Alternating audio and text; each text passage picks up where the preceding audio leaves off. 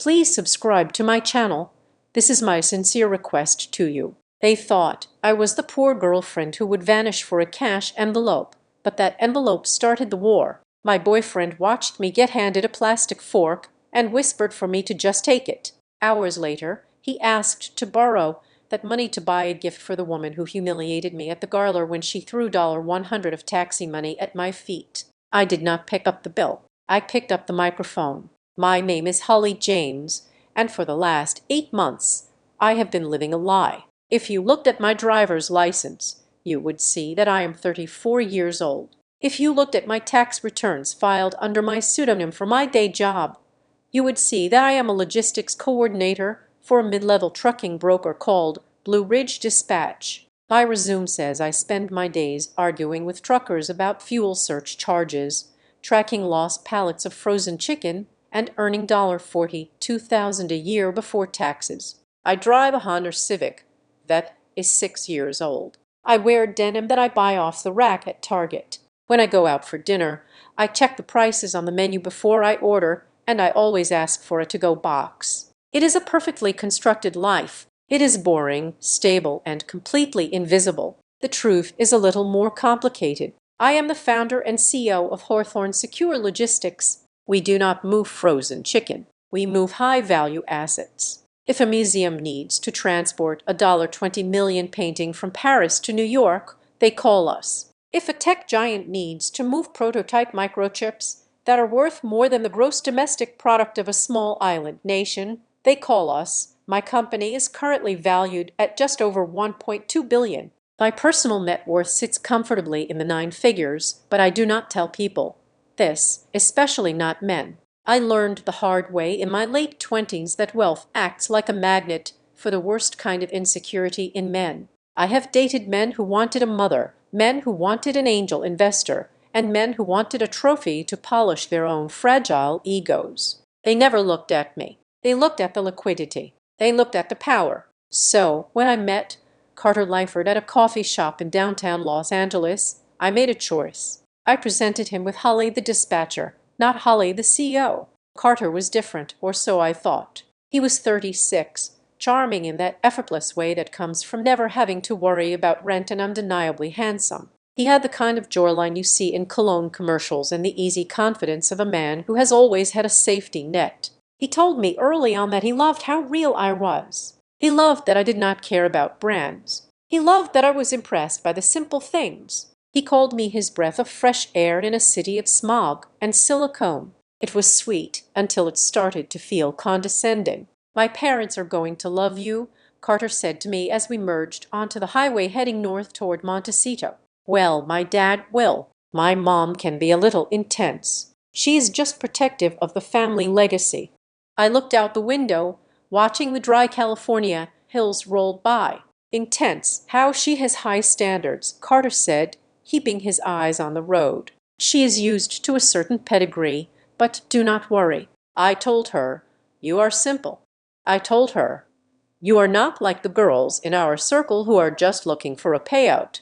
I forced a smile, and my stomach tightened. Simple. That was his favorite word for me. It was not a compliment. It was a classification. It meant low maintenance. It meant low risk. This weekend was the big test, the official introduction. The Langford estate in Montecito was legendary, a sprawling compound that had been in his family for 3 generations. Going there meant things were serious. It meant he was considering a future. But for me, this weekend was not about impressing them. It was about observation. I needed to know if Carter Langford was the man who loved me for me, or if he was just another rich boy playing tourist in the life of a working-class girl. I had my answer about the family dynamic the moment we pulled up to the gate. The iron gates were 12 feet tall, gilded with gold leaf that was probably peeling under the scrutiny of the IRS. We drove up a long winding driveway lined with imported Italian cypress trees. The house itself was a monster of Spanish colonial architecture with white stucco walls and a terracotta roof that looked like it cost more than my entire imaginary salary at Blue Ridge Dispatch. Just relax, Carter said, reaching over to squeeze my hand. His palm was damp. Remember? Let me do the talking about the finances and stuff. You just be you. I nodded. I will be me. We parked in front of a fountain that featured a cherub urinating into a clamshell. Subtle. As we got out of the car, the front door swung open. Evelyn Langford did not walk. She glided. She was a woman who had been fighting the aging process with the ferocity of a cornered badger and the budget of a small military. Her face was tight, her skin smooth and unmoving. She wore a silk tan that flowed around her like smoke, and her fingers were weighed down by diamonds that were large enough to have their own gravitational pull. "Carter," she said, her voice cool and airy. She offered him a cheek to kiss, then turned her gaze to me. It was a physical sensation, being looked at by Evelyn Langford. Her eyes started at my boots, practical leather scuffed at the toe, traveled up my dark jeans, paused at my plain white blouse, and finally landed on my face. She did not smile. She looked at me the way a health inspector looks at a cockroach in a commercial kitchen. "And this must be Hully," she said. "Hi, Mrs. Langford," I said, extending my hand. "Thank you so much for having me."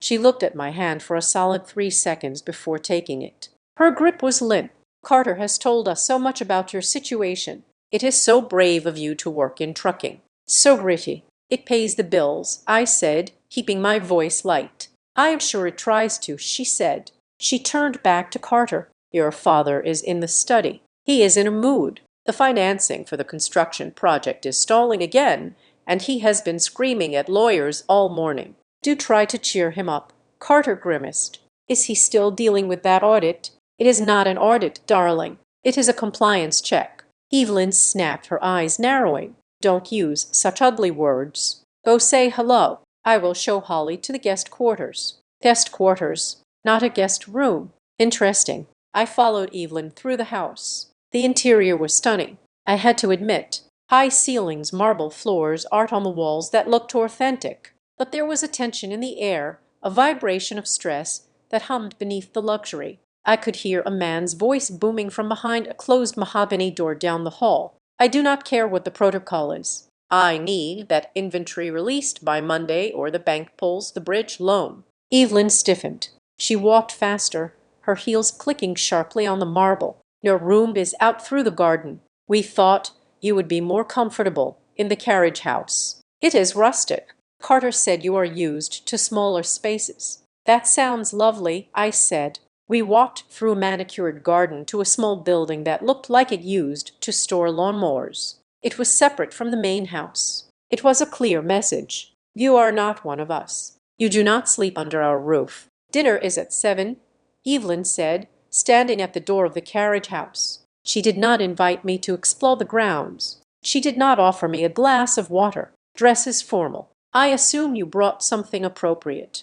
Or did Carter help you?" "I brought a dress," I said. "Though we are having a guest tonight, a business associate of Harrison's. Try not to be overwhelmed." She gave me a tight, pitying smile. "We can just say you are Carter's assistant if the conversation gets too complex for you." She turned and left before I could respond. I walked into the carriage house. It smelled like mildew and lemon pledge. The bed was a twin cot. There was no air conditioning, just a ceiling fan that wobbled ominously. I set my bag down on the floor and sat on the edge of the mattress. So this was it. This was the reality. They did not just see me as poor. They saw me as a charity case, a temporary amusement for their son, until he grew up and married someone with a trust fund. I could have left. I could have called in Yuba, gone back to LA, and broken up with Carter over text. But then I heard the shouting again.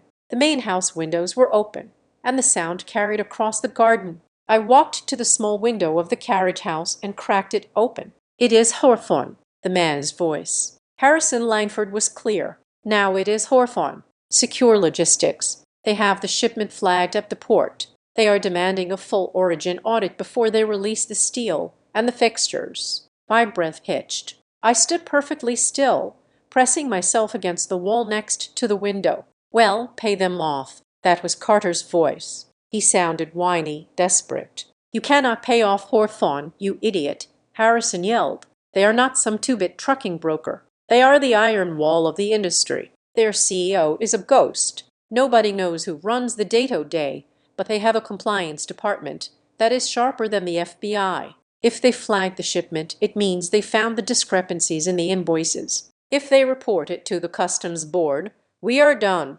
The loan defaults. I stepped back from the window, my heart pounding a slow, heavy rhythm against my ribs. It was one thing to suspect that your boyfriend's family was struggling to maintain their lifestyle. It was another thing entirely to realize that your own company was the one holding the guillotine blade above their necks. Harrison Langford was in trouble. He was trying to import construction materials, likely high-end steel and fixtures for one of his developments, and he had clearly cooked the books on the valuation to avoid taxes or to inflate his assets for a bank loan. My algorithms at Hawthorne would have picked up on the mismatch immediately. We flagged suspicious shipments automatically. Harrison was right about one thing. You cannot pay us off. I built Hawthorne on a foundation of absolute integrity, specifically because the logistics industry is so full of corruption.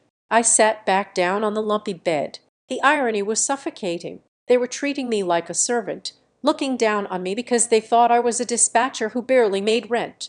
Meanwhile, the man they were terrified of, the ghost CEO who held their financial fate in the palm of a hand, was sitting in their carriage house, staring at their mildew ceiling. I needed to leave. That was my first instinct. If I stayed, it was a conflict of interest. But then I thought about Carter. You can't pay off Hawthorne, Harrison had said, and Carter's response had been, pay them off. My boyfriend, the man who claimed to love my moral compass, the man who said he hated the corruption of his parents' world, had immediately suggested bribery. I felt a coldness settle in my chest. It was a familiar feeling. It was the feeling I got right before I walked into a boardroom to hostily acquire a competitor. It was the absence of emotion replaced by pure strategy. They wanted to play a game. They wanted to show the poor girl her place. They wanted to parade their wealth and their power and make me feel small. I stood up and walked to my suitcase. I unzipped the inner lining. If they wanted to see a naive girl from the wrong side of the tracks, I would give them the performance of a lifetime. I would be wittied. I would be grateful. I would be confused by their big words and their expensive wine. I would let them think I was nothing more than a temporary inconvenience, but I would not be defenseless. I reached into the lining of my suitcase and pulled out a small black velvet pouch. Inside was not jewelry. It was a brooch. It looked like a cheap costume jewelry flower, something you might buy at a swap meet for $5. It was gaudy with fake gold petals and a glass center. I pinned it to the strap of the simple black dress I had brought for dinner. The glass center was a hide wide-angle lens. The petal concealed a microphone with a range of 40 ft and noise cancellation technology capable of isolating whispers in a crowded room. It was a prototype from Hawthorne's security division designed for undercover agents monitoring cartel shipments. It beamed encrypted data directly to a cloud server that only I could access. I looked at myself in the cracked mirror of the carriage house. Okay, Holly, I whispered to my reflection. Showtime. I was not just going to dinner. I was going to a deposition, and they had no idea they were already under oath. The dining room was a masterclass in intimidation. The walls were paneled in dark walnut, absorbing the light from the crystal chandelier overhead, so that the room felt less like a place to eat and more like a place to pass judgment. The table was long enough to land a small aircraft on, set for 4, but the spacing was deliberate. Harrison sat at the head, Evelyn at the foot, and Carter and I were placed on opposite sides, separated by a vast expanse of polished mahogany and a centerpiece of white orchids that were so perfect they looked artificial. I noticed the chair immediately. Harrison and Evelyn sat on high-backed velvet, upholstered thrones. Carter's chair was matching. Mine, however, was different. It was an antique wooden chair, beautiful to the untrained eye, but clearly brought in from a different set. As I sat down, I sank to and lower than everyone else. It was a subtle, petty psychological trick. When I looked across at Carter, I had to tilt my chin up. When I looked at his parents, I was physically looking up at them. I was the child at the adult table. I was the servant waiting for instructions. Then there was the place setting. Everyone else had heavy-cut crystal goblets that caught the light in dazzling prisms. My water glass was a standard thick-rimmed tumbler, the kind you get at a diner. My silverware was lighter, stamped with a different pattern, likely the everyday silver, while they used the family heirlooms. "Sit," Evelyn said, not looking up from her napkin, which she was unfolding with surgical precision. I sat. The brooch on my dress was angled perfectly toward her. "The soup is gazpacho," Evelyn announced, as a silent member of the staff placed a bowl in front of me. "It is supposed to be cold. Please do not ask the kitchen to microwave it. We had a guest do that once. It was mortifying." "I like cold soup," I said, keeping my voice small. "It is very refreshing." Harrison was not eating. He was staring at his phone, which was vibrating against the tablecloth like a trapped insect. His face was a map of stress, lines etched deep around his mouth. He took a sip of wine, gulping it rather than tasting it. "Harrison, put the phone away," Evelyn snapped. "We have a guest. We are performing civility." "I am waiting for the call back from the bridge financing group," Harrison muttered, though he flipped the phone face down. "If I do not get the liquidity by Monday morning, the port authority seizes the containers. Do you have any idea what the storage fees are on 4 tons of marble and steel? It is bleeding us dry." "Evelyn, bleeding us." I took a spoonful of soup. It was bland. "It will be fine," Evelyn said dismissively. "It is always fine. You are Harrison Langford." She turned her eyes to me. The transition was instant, like a shark detecting blood in the water. She reached into her clutch, which was sitting on the table, a breach of etiquette she apparently forgave herself for, and pulled out a thick cream-colored envelope. She did not hand it to me. She slid it across the mahogany. It spun slightly and stopped right next to my cheap water glass. "Take it," she said. The room went silent. The only sound was the hum of the refrigerator in the distant kitchen and the frantic beating of my own heart. Not from fear, but from adrenaline. "What is this?" I asked, widening my eyes. "It is $10,000 in cash," Evelyn said. Her voice was flat bored. "On trouble, tax-free. I assume that is more money than you make in 3 months at that trucking dispatch center."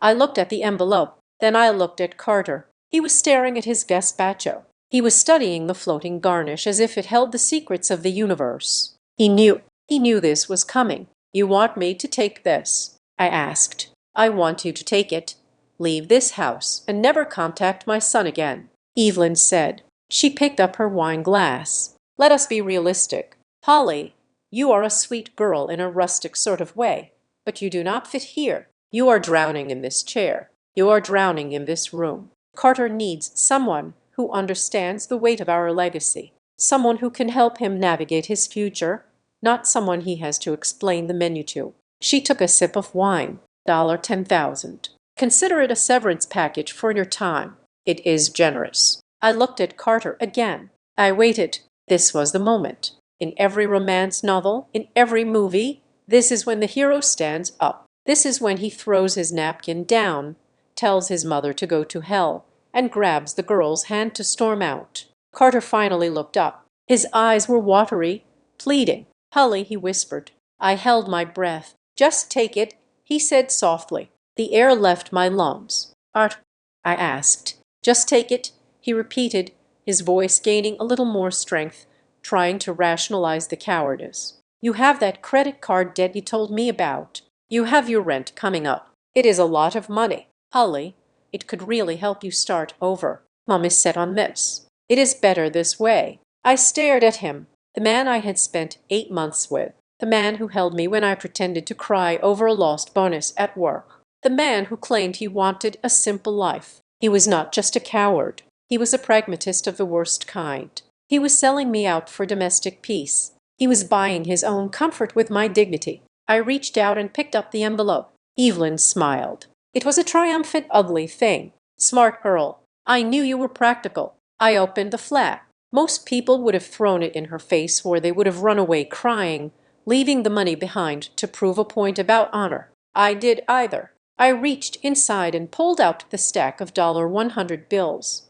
They were crisp new. I licked my thumb. "1," I said aloud. I placed the bill on the table. 2, 3. Evelyn's smile faltered. "What are you doing?" "I am counting it," I said, my voice completely devoid of emotion. "You said 10,000. I want to make sure it is all here. I cannot afford to be short-changed." You know how it is with rent. 456. The sound of the bills hitting the table was the loudest thing in the room. Snap, snap, snap. Carter looked horrified. Holly, stop. Just put it in your purse and go. 789. I will not stop, I said, not looking up. This is a business transaction, isn't it? Due diligence is required. Harrison's phone rang again. He snatched it up, ignoring Evelyn's glare. Yes. Harrison barked into the receiver. Talk to me. Did you get through to Hawthorne? I paused at $2,500. I held the bill in midair, listening. What do you mean they are reviewing the ethical compliance?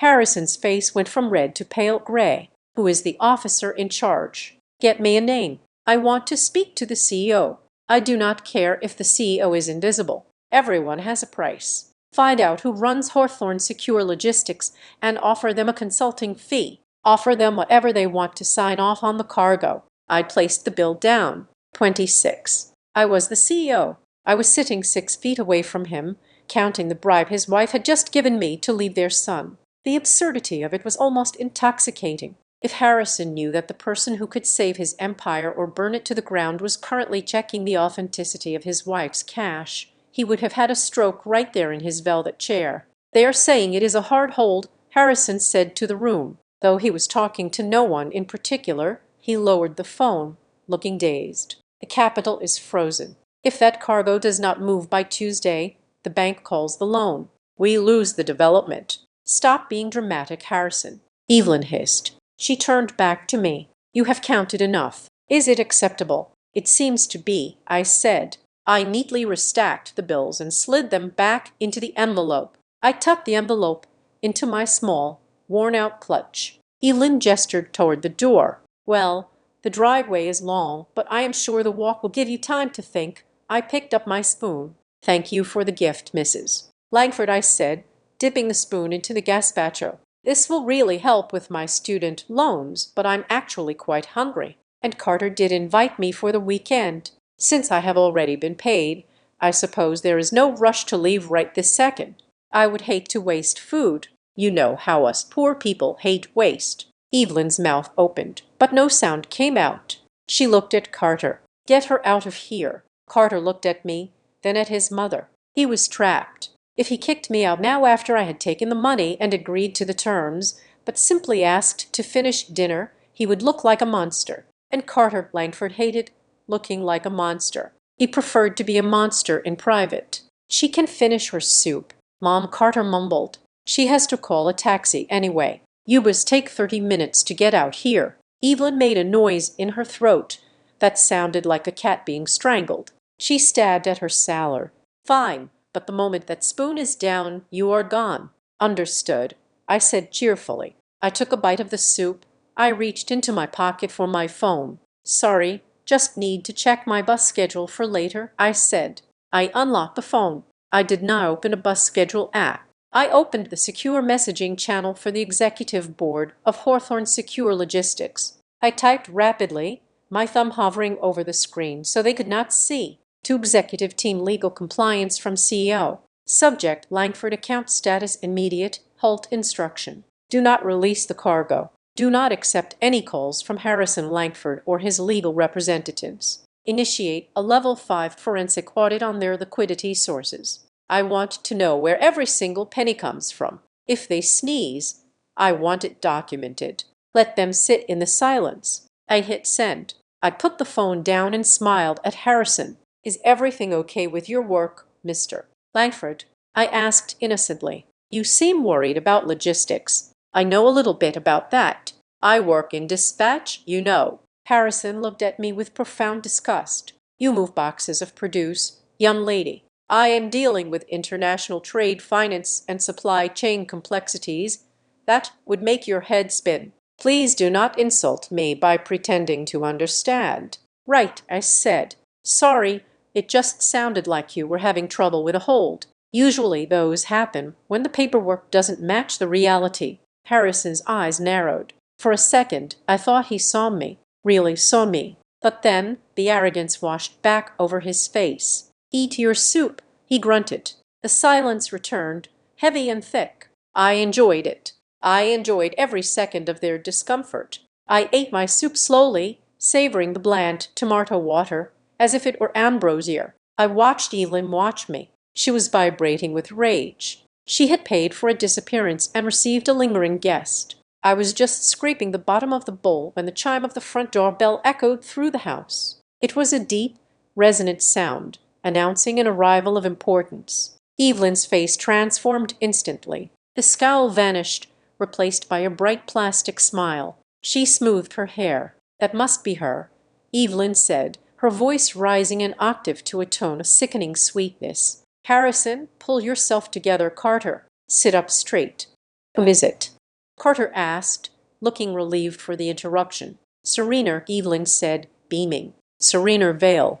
She is joining us for dessert. She is bringing that wonderful energy of hers, and her father is the senator. So please, Harrison, do not talk about your financial messy bits." She looked at me. "And you're not a word. You are the help now. If she asks, you are Carter's assistant who is just leaving. Do not embarrass us." I wiped my mouth with the napkin. "I wouldn't dream of it," I said. The dining room doors opened. The butler stepped aside and in walked the nightmare. Serena Vale swept into the room like a hurricane wrapped in designer silk. If Evelyn Langford was the ice queen of Montecito, Serena was the fire that consumed all the oxygen in the room. She was the wife of Carter's older brother, who was conveniently absent on a business trip in Dubai, leaving Serena to play the role of the family's bolden connection to the political elite. Her father was a senator, or so the story went, and the Langfords treated her not as a daughter-in-law,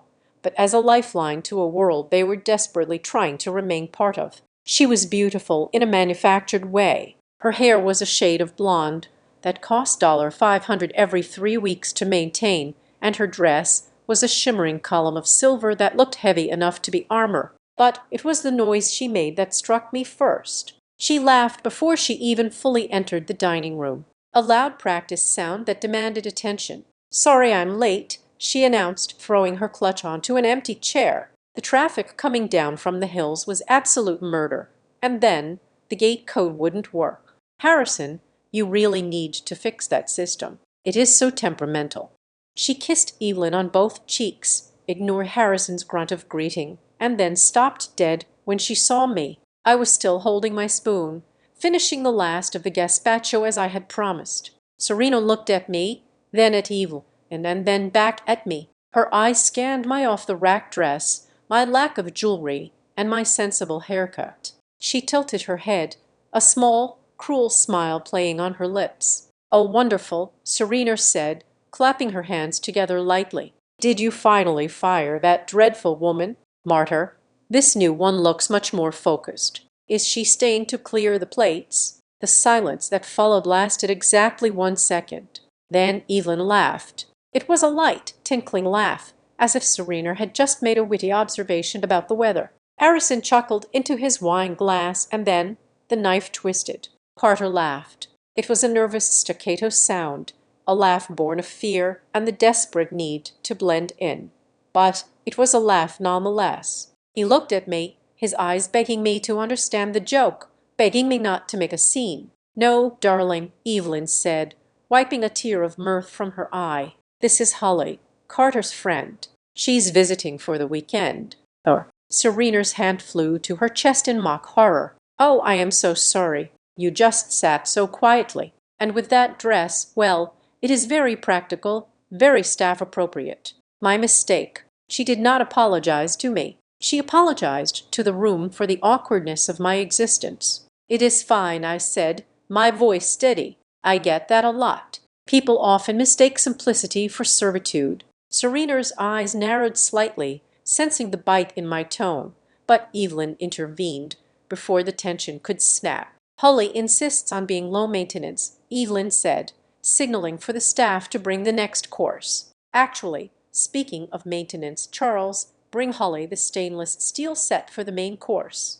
We wouldn't want her to worry about scratching the antique silver. It is so soft, you know." The butler, a man who looked like he would rather be anywhere else, removed my heavy silver fork and knife and replaced them with the cafeteria-grade cutlery I had noticed earlier on the sidebar. It was a deliberate, childish humiliation. I picked up the cheap fork. It felt light and flimsy in my hand. "Thank you, Evelyn. Very thoughtful." As the filet mignon was served, Serena took command of the table. She talked about a gala she had attended in DIC, dropping names of congressmen and lobbyists like breadcrumbs. She complained about the quality of champagne in first class. She was performing and the Langfords were a captivated audience, but I was not listening to her voice. I was looking at her wrist. Serena gestured wildly when she spoke, and every time she moved her left hand, something sparkled under the chandelier, light. It was a bracelet,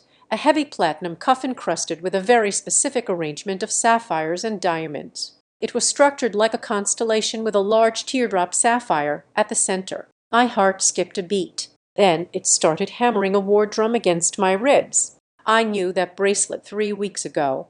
A high-priority shipment from a jeweler in Zurich had been compromised during a transfer at JFK Airport. It was a discreet job handled by Hawthorne Secure Logistics. The container had been breached, and a single lockbox was removed. Inside was a custom piece commissioned for the wife of an oil tycoon, the celestial cuff. We had the blueprints, we had the serial numbers, and we had the insurance liability, which was currently sitting at $400,000.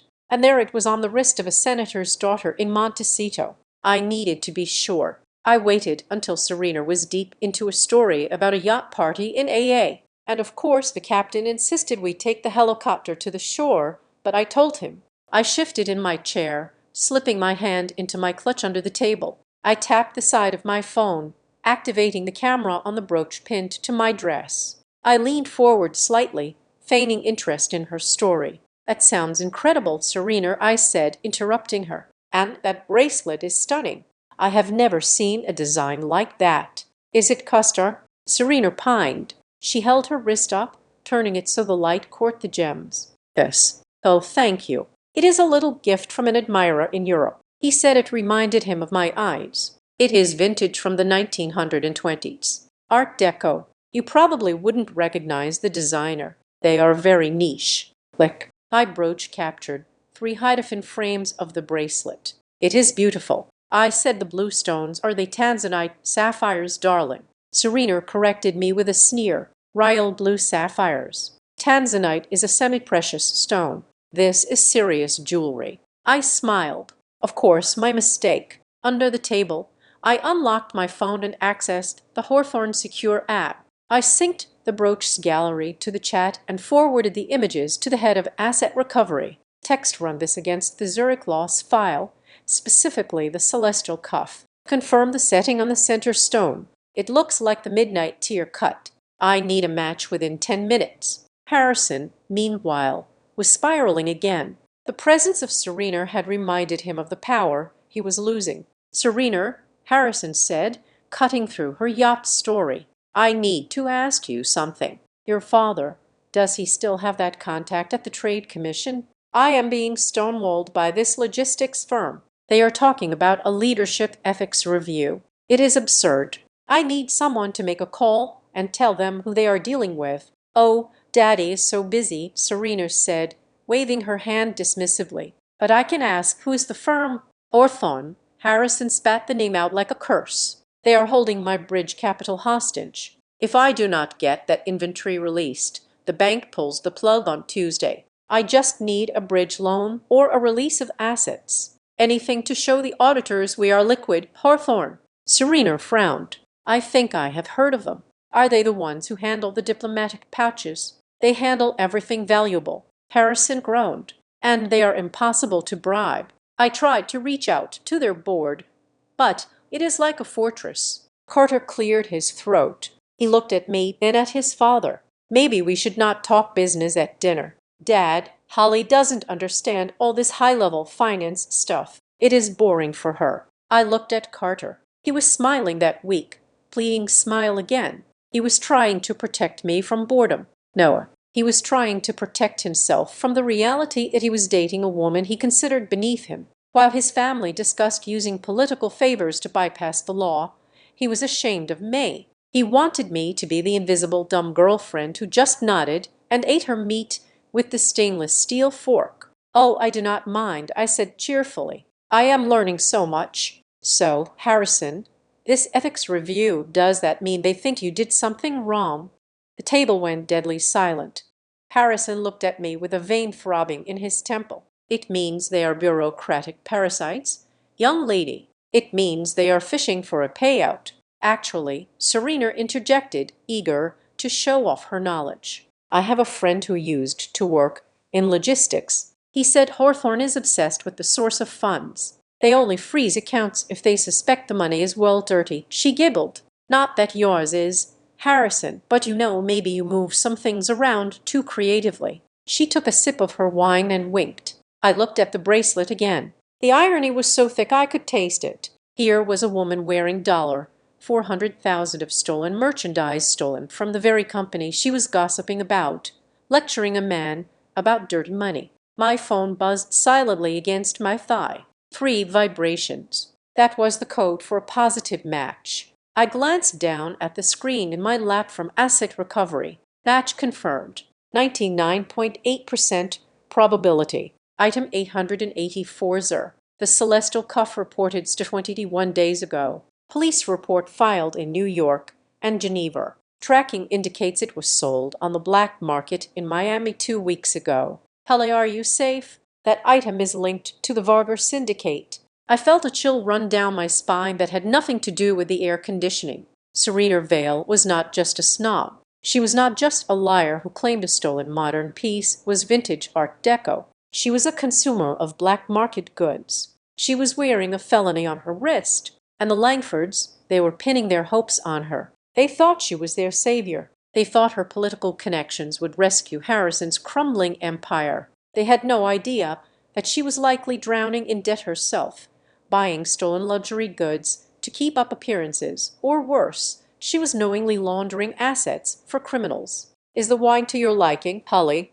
Evelyn asked, her voice dripping with sarcasm. I noticed you haven't touched it. It is a 1996 Bordeaux, perhaps a bit too complex for a palate used to box wine. I looked at the glass. Then I looked at Serena, who was now holding court about the quality of caviar in Paris. The wine is lovely, Evelyn, I said, but I was actually admiring Serena's bracelet again. Serena, you said it was Art Deco. I'm confused. Art Deco usually favors geometric platinum settings, but that center stone, the cut looks like a midnight tear. That laser cutting technique wasn't invented until 2005. Serena froze. Her fork stopped halfway to her mouth. Art, she snapped. Do not be ridiculous. I told you it is a niche designer. You wouldn't know. You are right, I said, leaning back and crossing my arms. I probably wouldn't know. I just read a lot of magazines at the dispatch office. We have a lot of downtime between trucks. Exactly, Serena said, recovering her composure, but looking rattled. Stick to your trucks, sweetie. Leave the jewelry to the experts. Carter let out a breath he had been holding. Then Holly, Serena knows what she is talking about. I looked at Carter one last time. He had chosen the fraud with the stolen diamonds over the woman who actually controlled the logistics of his life. He had chosen the illusion of wealth over the reality of integrity. You are right, Carter, I said softly. She certainly seems to know exactly what she is worth. The dinner was no longer just a social torture session. It was an evidence-gathering operation, and I had just found the smoking gun. The Langfords were not just broke. They were about to be implicated in a federal investigation, and I was the only one in the room who could hear the sirens coming. Harrison's phone buzzed again. He looked at it, his face lighting up with false hope. It is the bank, he whispered. Maybe they found a workaround. He didn't know the bank was calling because I had just ordered my team to flag his accounts for suspicious association with known fences. Take the call, Harrison, I said, picking up my glass of water. I have a feeling it is important. The separation happened immediately after dessert. The humiliating dinner had concluded with Evelyn sipping her espresso and looking at me as if I were a stain on her grandmother's tablecloth that she could not quite scrub out. It is late, Evelyn announced, standing up. Carter, you are in the East Wing suite. Of course, we have had the linens pressed with lavender, just how you like them. She turned to me. Her eyes did not soften. And Holly, as I mentioned, the carriage house is prepared for you. It is quite private. You will not be disturbed by the main house activities. Wait, I said, looking at Carter. I thought we were staying together. Carter rubbed the back of his neck, avoiding my eyes. Mom has these rules, Holly. Unmarried couples, you know. It is an old-fashioned house. Old-fashioned, I repeated. Carter, we have lived together in Los Angeles for 8 months. This is Montecito. Evelyn interjected sharply. We have standards. The carriage house is perfectly adequate. It has a bed and a sink. What more do you need? I looked at Carter. This was his moment. He could say, if she stays in the shed, I stay in the shed. He could say, we are leaving instead. He sighed. Just try to be understanding. Holly, it is just for a few nights. Ranging it out will keep the peace. Please, for me, for you, I said. The words tasted like ash. I walked out to the carriage house alone. The California night was cool, but the moment I stepped inside the small detached building, heat blasted me in the face. It had been baking in the sun all day with the windows closed, and there was no air conditioning. It smelled of gasoline and old fertilizer. The bed was a cut pushed against a wall that was peeling paint. There were spiders in the corners. It wasn't a guest room. It was a storage unit they had grudgingly cleared out. I lay on the lumpy mattress, staring at the dark ceiling. I could see the lights of the main house glowing warm and golden through the dirty window. Carter was in there, probably sinking into 400 three-count sheets, smelling lavender. I was out here sweating through my pajamas, listening to the crickets and the slow, steady breaking of my own heart. I did not sleep. I plotted. The next morning, the humiliation shifted venues. We are going to the club, Serena announced at breakfast, a breakfast I was not invited to eat, but rather summoned to attend once everyone else had finished. I stood by the door while they wiped their mouths with linen napkins. I need to work on my back end, and Harrison needs a drink. Ollie, you can come. Try not to wear anything too loud.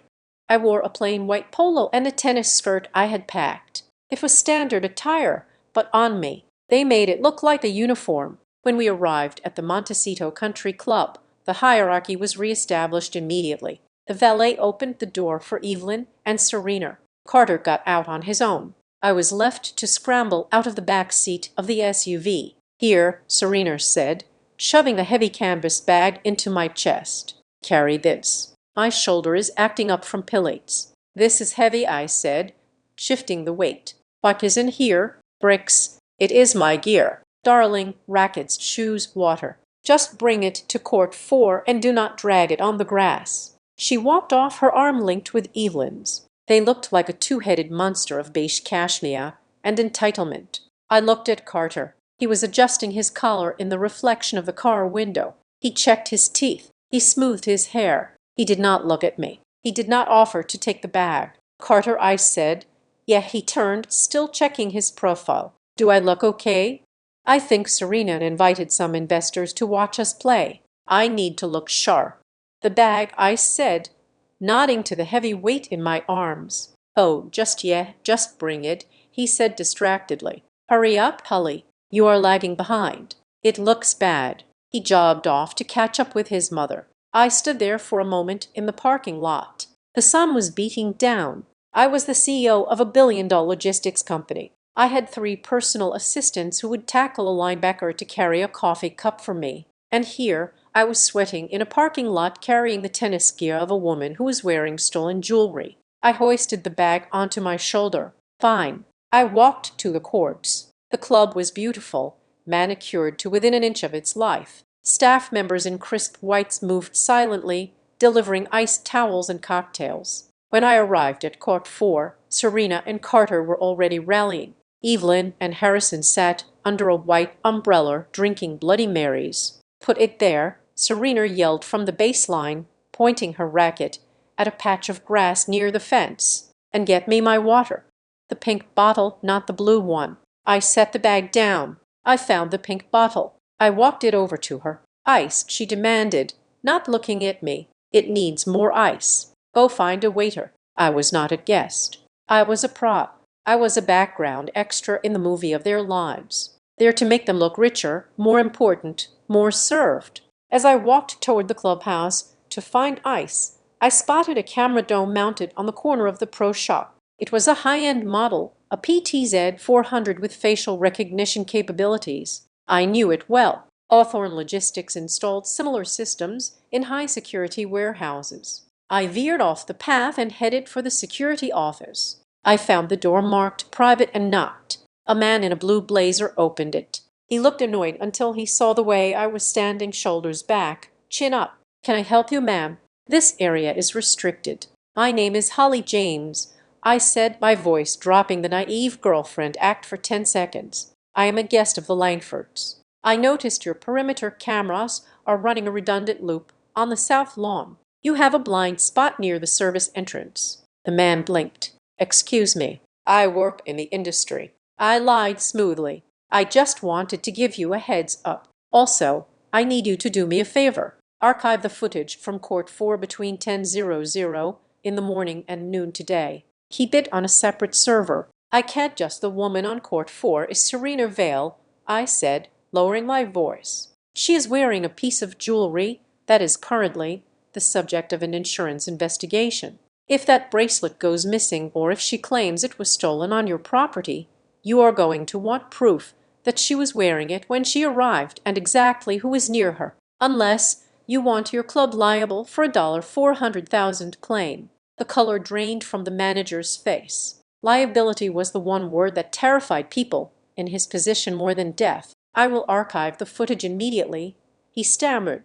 "Do it, and keep this conversation between us. We don't want to spook the suspect." I turned and walked back to the court. By the time I returned with the ice, I was back in character, shoulders slumped, eyes downcast. Harrison was on his third Bloody Mary, and his voice was getting loud. "I am telling you, Evelyn, the bank called again at 8 this morning," he was saying, wiping sweat from his forehead. "They are not extending the grace period. If I cannot show a liquid injection of $500,000 by Monday to cover the interest and the port fees, they initiate the clawback protocols. They will freeze the personal accounts." "Lower your voice," Evelyn hissed, glancing at the people at the next table. "We are in public." "I need cash," Harrison moaned. "I need cash now. Real cash, not assets. I need to pay off the Port Authority to release the hold so I can sell the materials." Carter walked off the court sweating and beaming. He had just won a point against Serena. "Did you see that serve?" he asked, grabbing a towel. "I have still got it." "You were wonderful, darling," Evelyn said. Though she wasn't looking at him, she was looking at Harrison with terrified eyes. Serena marched over, tossing her racket at me. I caught it reflexively. "My grip is slippery," she complained. "Holly, go to the pro shop and get this rewrapped and be quick. We have another set to play." "Actually," Carter said, stepping in front of me. "Holly, can I talk to you for a second over there?" He pointed to a secluded bench near the hedges. My heart gave a little flutter. Was this it? Was he finally going to apologize? Did he see how they were treating me? Did he realize that asking his girlfriend to regrip his sister-in-law's racket was insanity? I followed him to the bench. He looked nervous. He kept glancing back at Serena, who was checking her makeup in a compact mirror. "What is it, Carter?" I asked. He took my hands. His palms were sweaty. "Look, Baylor, I know this weekend has been a little intense." He started. "My family can be a lot, but you are doing great. Really, I am being treated like a servant, Carter." I know," he said quickly. "And I will make it up to you. I promise. But right now, we have a bigger problem. You heard Dad. The business is in a tight spot. We really need Serena's dad to make that call to the Trade Commission. And Serena is well. She is high maintenance," Carter said, forcing a laugh. "She is really into this vintage handbag she saw in the pro shop window. It is a Hermes, a collector's item. It is $5,000. I stared at him. I knew where this was going, but I needed to hear him say it. I needed to hear the words so I could carve them into my memory. "She is upset because she forgot her wallet in the car," Carter continued, speaking faster now. "And I maxed out my cards on the flight and the deposit for the club. Dad is frozen out until Monday." He squeezed my hands. "Holly, that envelope Mom gave you last night." The world seemed to stop spinning for a second. The birds stopped singing. The tennis balls stopped thwacking. "You want the money?" I asked. "The money your mother gave me to break up with you." "It is not for me," Carter pleaded. "It is for the family. It is a loan. I will pay you back double next week when the deal clears. I just need to buy that bag for Serena so she stays in a good mood and calls her dad for us. It is an investment. Holly, please. You said you wanted to help. You said you loved me." He was looking at me with those puppy dog eyes that used to make melt. Now they just looked wet and weak. He was asking me to fund the bribe for the woman who was bullying me, using the money that was intended to bribe me into leaving him. It was a snake eating its own tail of moral bankruptcy. I looked at him. I really looked at him. I saw the fear. I saw the selfishness. I saw a man who would sell anyone and anything to keep his comfortable life afloat. "Okay," I said. Carter exhaled, his shoulders sagging with relief. "Really? Oh my God. Thank you. You are the best. You are literally saving us." I reached into my bag. I had the envelope with me. I hadn't left it in the insecure shed. I pulled it out. The $10,000. "Here," I said, handing it to him. "Take half. Take $5,000. Buy her the bag." He grabbed the envelope. He didn't even check to see if I had kept any for myself. He just saw the cash. "You are amazing," he said, kissing me on the forehead, a wet, distracted peck. "I have to run and get it before she goes back out on the court. You are a lifesaver, Ollie." He turned and ran toward the pro shop, clutching the envelope of cash like a lifeline. I sat on the bench alone. I watched him run. I watched him sprint to buy a $5,000 purse for a woman wearing a stolen bracelet, using money his mother gave me to disappear. I didn't cry. I didn't feel angry. I felt a cold, hard clarity settling in my chest like concrete. The smallest amount sometimes buys the biggest truth. He had sold me for $5,000. He had sold his dignity for a handbag. I took out my phone. I opened the Hawthorne app to legal team from Holly James. Subject acquisition strategy. Message. Prepare the purchase agreement for the debt notes on Langford Construction. Contact their creditors. Buy the debt. All of it. I want to own every cent they owe by sunset tomorrow. Proceed with the hostile takeover. I stood up. I had a tennis racket to regrip. After all, I wanted Serena to have a good grip on things when I ripped the ground out from under her feet. The afternoon sun in Montecito was golden and heavy, but the atmosphere on the terrace was frigid. Evelyn had summoned the girls, a trio of women who looked like they shared the same plastic surgeon and the same disdain for anything that did not cost 5 figures. They sat around a glass table, clutching stems of crystal, ready to inspect the curiosity that was Carter's unfortunate girlfriend. I sat on the edge of my wicker chair, hands folded in my lap. I was the entertainment. I was the zoo animal brought out for the amusement of the donors. So began a woman introduced as Beatrice, peering at me over the rim of her sunglasses. "Evelyn tells us you work in transportation. Is that right? Do you drive the trucks?" The other women tittered. It was a practiced synchronized sound like wind chimes made of bone. "I work in dispatch," I said politely. "I coordinate logistics. It is mostly spreadsheets and phone calls." Fascinating, Beatrice, clearly meaning the opposite. "I suppose someone has to ensure the Amazon packages arrive." We were just discussing the wine.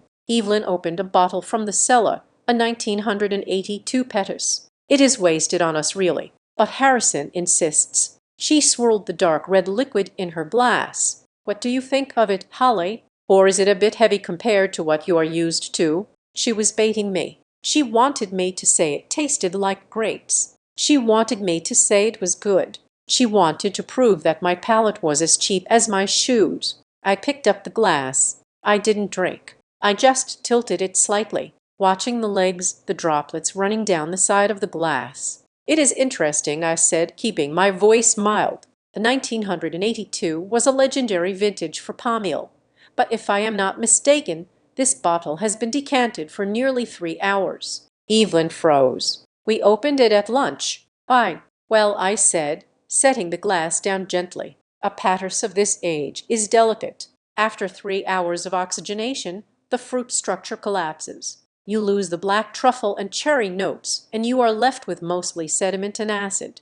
It is actually quite flat now. Ideally, you should have poured it straight from the bottle or decanted it for no more than 30 minutes. The silence on the terrace was absolute. A hummingbird whirred nearby, the only thing daring to move. Beatrice looked at her glass, then at me, then at Evelyn. She must have read that on her phone. Beatrice stammered, forcing a laugh. Everyone has Google these days. It is adorable how they memorize facts to fit in. Yes, Evelyn agreed quickly, her eyes hard beads of anger. Very resourceful, Hully. Memorizing wine spectators' ratings. How quaint. They dismissed me. They had to admit that I actually knew what I was talking about would be to admit that their superiority was an illusion. They retreated into their bubble, convinced that I was a parrot mimicking human speech, but I had seen the flicker of doubt in their eyes, and that was all I needed. While they turned the conversation to a charity auction for polo ponies, my phone buzzed against my thigh. It was the update I'd been waiting for. I excused myself to use the restroom. Slipping away into the cool interior of the main house, I locked myself in the powder room and opened the secure file. Subject Serena Vale. Asset tracing status. Critical report. The target is insolvent. Multiple aliases detected. Serena Vale is a modification of her birth name, Sarah Velasi. Credit rating is sub 500. She has 7 max-out credit cards and a pending lawsuit from a landlord in New York for $50,000 in unpaid rent. The political connections are exaggerated. Her father was a state senator for one term in the 90s and is currently bankrupt. The bracelet is confirmed stolen merchandise from the Varga ring. We have also linked her to a loan shark repayment federal. She owes $200,000 to private lenders. I stared at the screen. The picture was complete, and it was pathetic. Serena wasn't a rich eyes looking down on me. She was a drowning woman climbing onto the Langford's lifeboat, not realizing the lifeboat was already full of holes. She was wearing stolen jewelry not because she was a criminal mastermind, but because she couldn't afford to buy real status, so she rented it from the black market. She was likely pushing Harrison to get money so she could pay off her own debts before her legs got broken. God, I whispered.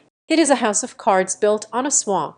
I flushed the toilet for appearances and washed my hands. When I looked in the mirror, I didn't see a victim anymore. I saw a surgeon preparing to cut out a tumor. I walked back out. I didn't return to the terrace immediately. I found Harrison in the library. He was with Carter, and the door was slightly ajar. I stood in the hallway, adjusting my shoe, listening. The bridge loan has to come through. Carter Harrison was pacing. I could hear his heavy footsteps. I moved the liability. I signed the indemnity clause. What does that mean? Carter asked. His voice sounded thin, scared.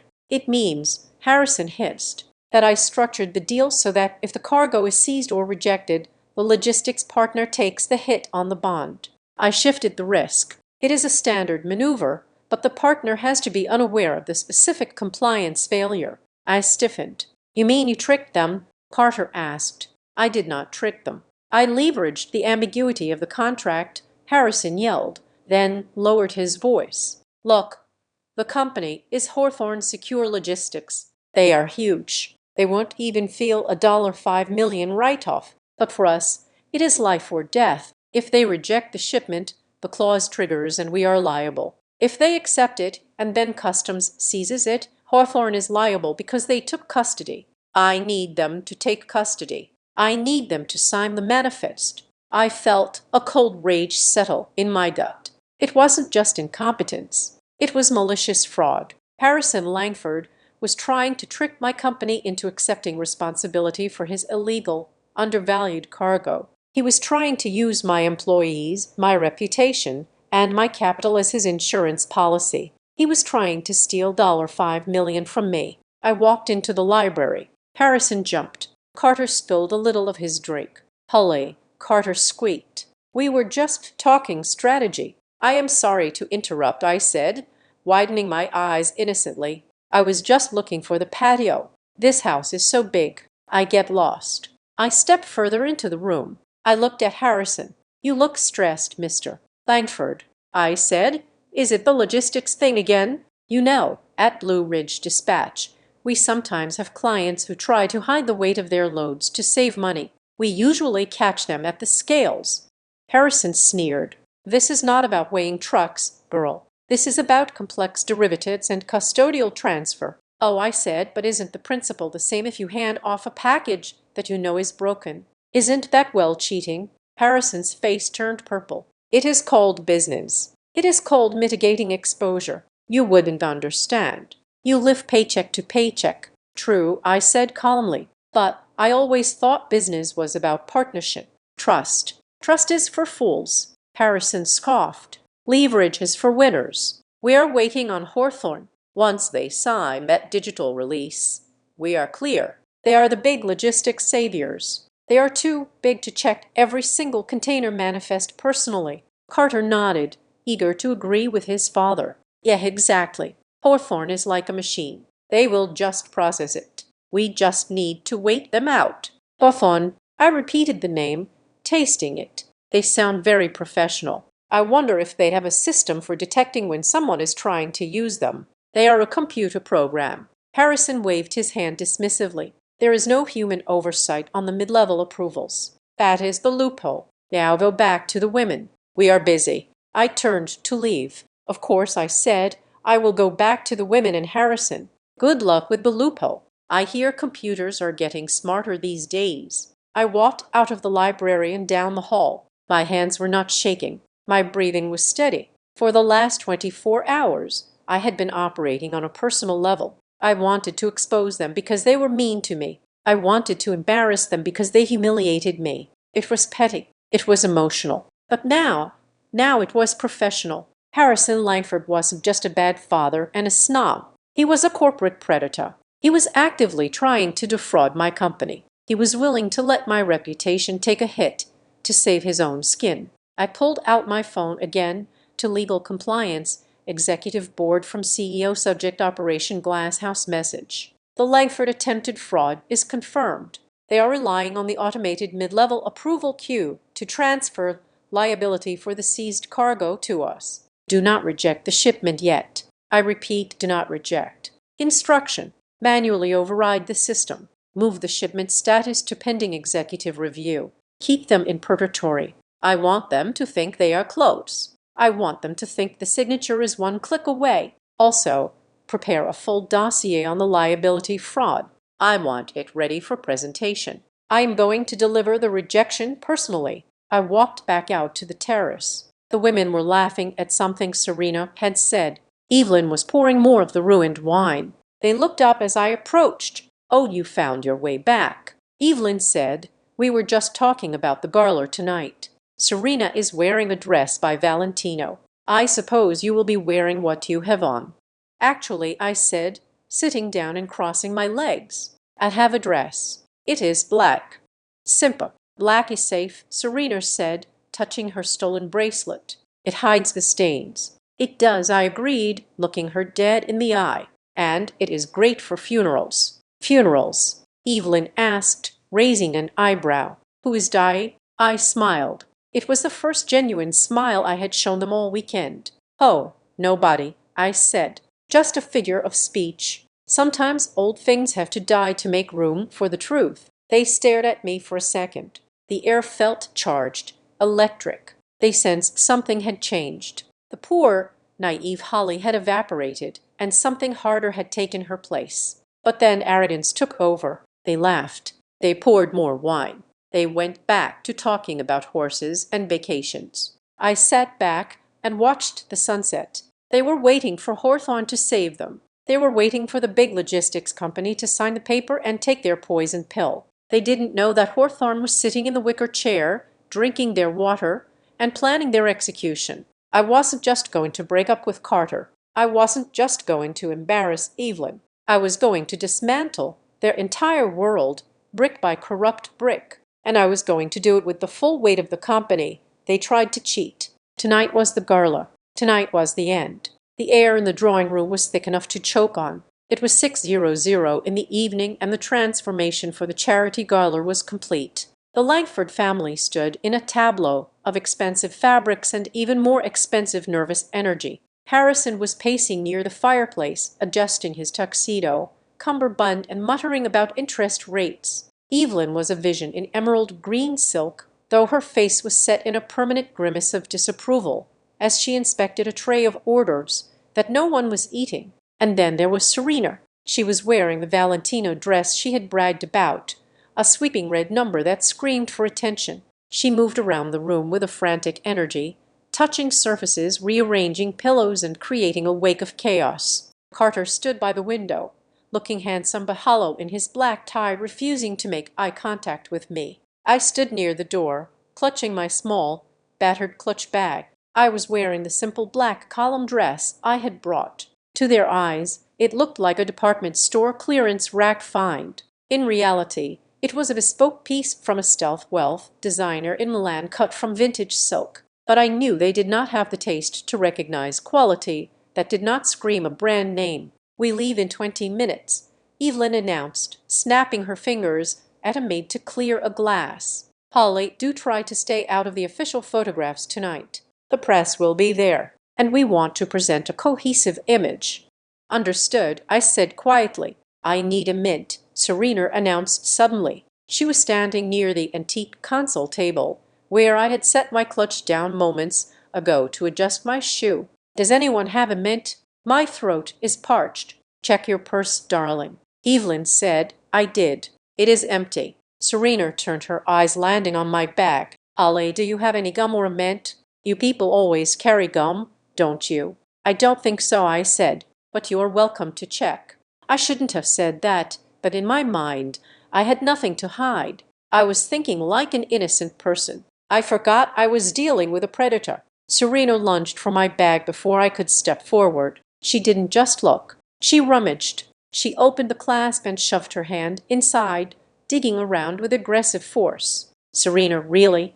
Carter mumbled, but he didn't move. "No, nothing here," Serena said, withdrawing her hand quickly. She didn't look at me. She looked at Evelyn. There was a micro-expression pass between them, a flash of communication so fast that if I hadn't been trained to read boardrooms, I would have missed it.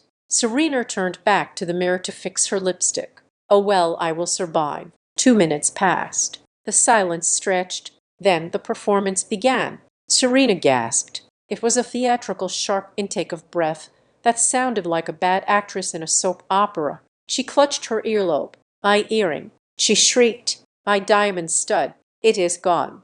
Evelyn spun around. "But the 3-carat solitaire." "Yes, I had it on a second ago." Serena began frantically patting the floor, the console table, her own chest. "I took it off for a second to adjust the backing because it was pinching. And I set it right here, right on the console." She pointed to the exact spot where my bag had been sitting. "It is gone," Serena wailed, turning to Harrison. "Harrison, it is insured, right? It cost $40,000. Harrison looked like he was about to vomit. The last thing he needed was another insurance claim while he was trying to commit insurance fraud on his cargo. "Find it, Serena. Just look on the floor." "I am looking." She dropped to her knees, sweeping her hands over the Persian rug. "It is not here." It vanished. Then she stopped. She slowly lifted her head and looked at me. "Ollie," she said. Her voice was trembling with fake accusation. "You were standing right here." "I was," I said calmly. "And I haven't moved." "You were the only one near the table," Evelyn said, her voice dropping to a dangerous predatory register. She walked toward me. "And your bag was on the table. Are you accusing me of stealing an earring?" I asked. I didn't back away. I stood my ground. "I am stating facts," Evelyn hissed. "The earring was there. You were there. Now the earring is gone. And let us be honest, Hully. Desperate people do desperate things. We know about your debts. We know about your lifestyle. $10,000 is a lot of money to you, but $40,000, that changes a life." "I did not take her earring," I said, my voice steady. "Then you won't mind emptying your bag," Evelyn challenged. I looked at Carter. He was standing 10 and T away. He looked at his mother, then at Serena on the floor, then at me. This was it. This was the moment where he said, "Stop it. She is my girlfriend. She is honest. She gave me $5,000 this morning to help this family. She is not a thief." Carter shifted his weight. He looked at his shoes. "Hully," he said, his voice a pathetic whisper. Just dump the bag. Prove them wrong so we can go to the garler. Please, just do it for me." The silence that followed that sentence was heavier than lead. "For you," I repeated. "Yes." To clear the air, Carter said, looking everywhere but my face. "Fine." I walked to the center of the room. I stood over the expensive rug. I held my bag upside down. I unclasped it. The contents fell out in slow motion. My wallet, a tube of chapstick, my phone, the keys to my Honda, and then with a soft clink, a diamond stud earring hit the floor and rolled towards Serena's red dress. The room exploded. I knew it. Serena screamed, snatching the diamond up. "I knew it. You little thief. You saw it sitting there and you just swiped it." "Oh my God!" Evelyn gasped, pressing a hand to her chest. "In my house. You steal in my house after we fed you, after we welcomed you." Harrison shook his head, looking at me with pure disgust. "I should call the police right now. This is grand larceny." "Carter," Evelyn yelled. "Look at her. Look at who you brought into our lives." "A common thief." Carter looked at me. His face was a mask of betrayal. But it wasn't betrayal because he thought I stole it. It was betrayal because I had allowed myself to be framed and caused a scene. Ollie, Carter stammered. "Why, I mean, if you needed money that bad." I felt a cold smile touch my lips. It wasn't a smile of happiness. It was the smile of a chess player who just watched their opponent move their queen into a trap. I didn't defend myself. I didn't cry. I didn't shout that Serena had planted it. I simply reached up to my left shoulder. I touched the cheap looking flower brooch pinned to my dress. "It is a lovely earring," I said, my voice cutting through their shouting like a razor blade. "Serena, you have excellent sleight of hand. Did you learn that from your friends in the Varver Syndicate, or did you pick it up on your own? What are you talking about?" Serena snapped, standing up and clutching the earring. "You were caught red-handed." "Carter," I said, turning to him, "you asked me to prove it. You asked me to clear the air, so I will." I pulled my phone from the pile of belongings on the floor. I tapped the screen 3 times. "At Blue Ridge Dispatch," I said, lying effortlessly. "We handle sensitive cargo, high-value bonds, pharmaceuticals. Because of the liability, all field staff are required to wear body and recording devices during active hours. It is company policy. If we are accused of theft, we have to produce the footage." I held the phone up. I turned the screen toward them. "This is a live feed from the camera pinned to my dress," I said. "It has been recording for the last 48 hours. Cloud storage encrypted."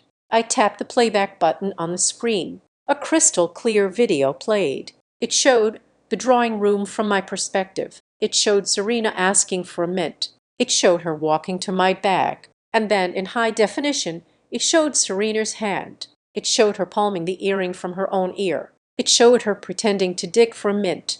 And it showed her dropping the diamond stud into the open side pocket of my clutch. The room went so quiet I could hear the hum of the electricity in the walls. Serena's face went from flush to ghost white in a single second. Her mouth opened, but no sound came out. Evelyn stared at the screen. Her eyes widened. She looked at the video, then at Serena, then at me. "That," Evelyn started, her voice cracking. That is a felony." I finished for her. "Fabricating evidence, filing a false report, attempted entrapment, and since the item is valued at $40,000, that is a significant prison sentence." I looked at Harrison. "Shall we call the police now?" "Harrison, you were so eager a moment ago. I am sure they would love to see this video. And while they are here, maybe they can look into the provenance of that bracelet Serena is wearing or the bridge loan paperwork you are sweating over." Serena made a sound like a wounded animal. "No, it was a joke. It was just a prank." "A prank?" I asked, raising an eyebrow. "You called me a thief. You tried to ruin my reputation. You tried to have me arrested. It was a misunderstanding." Evelyn shouted, stepping between me and Serena. Her regal composure was gone. She looked terrified. "Polly, listen to me. Put the phone away. We are family. We were just testing you to see if you could handle pressure." "Testing me?" I laughed. It was a cold, dry sound. "You failed the test, Evelyn. You all did." Carter stepped forward, looking pale. "Polly, babe, Please turn it off. Delete it. Serena didn't mean it. She is just stressed. Stressed, I repeated. I tapped the screen and paused the video. I did not delete it. I am going to keep this, I said. I am going to upload it to a secondary server right now. I tapped a few buttons. A loading bar appeared and completed. There, I said. Now it is safe. Even if you smash my phone, the video exists. Evelyn was trembling. She realized that the power dynamic had just shifted violently. I was no longer the poor guest. I was the person holding a grenade with the pin pulled out. What do you want? Evelyn whispered. Money, more money. I don't want your money, I said, bending down to pick up my wallet and keys. I'd put them back in my bag, leaving the diamond earring on the floor where it had fallen. I want to go to the gala, I said calmly. I want to finish this weekend, and I want you all to remember that for the next 3 hours I am the only reason Serena isn't leaving in handcuffs. I stood up straight and smoothed my dress. Now, if you will excuse me, I need to fix my makeup. I seem to have been crying on the inside. I turned and walked out of the drawing room. I didn't look back, but I could feel their eyes on me. They were terrified. They were confused. They were trapped. And they still had no idea who I really was. They thought I was a dispatcher with a body cam. They didn't know I was the CEO who had just authorized the purchase of their debt. I walked down the hallway to the powder room.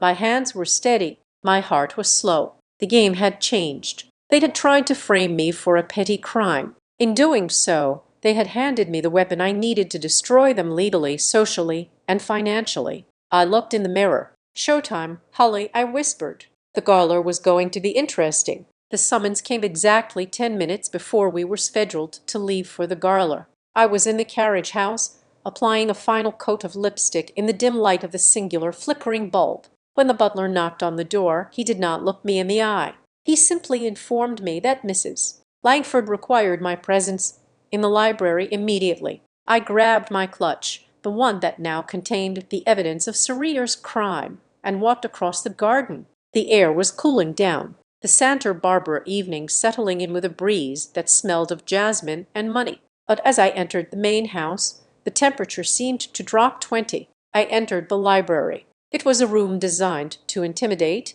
filled with books that had never been read and leather chairs that cost more than most people's cars. Evelyn was sitting behind Harrison's massive oak desk. Harrison stood by the window, swirling a glass of scotch, looking like a man waiting for a firing squad. Carter was there, too, sitting in a corner chair, looking miserable. Sit down, Holly, Evelyn said. She did not offer a greeting. She pointed to a stiff wooden chair positioned directly in front of the desk. I sat. I crossed my legs. I waited.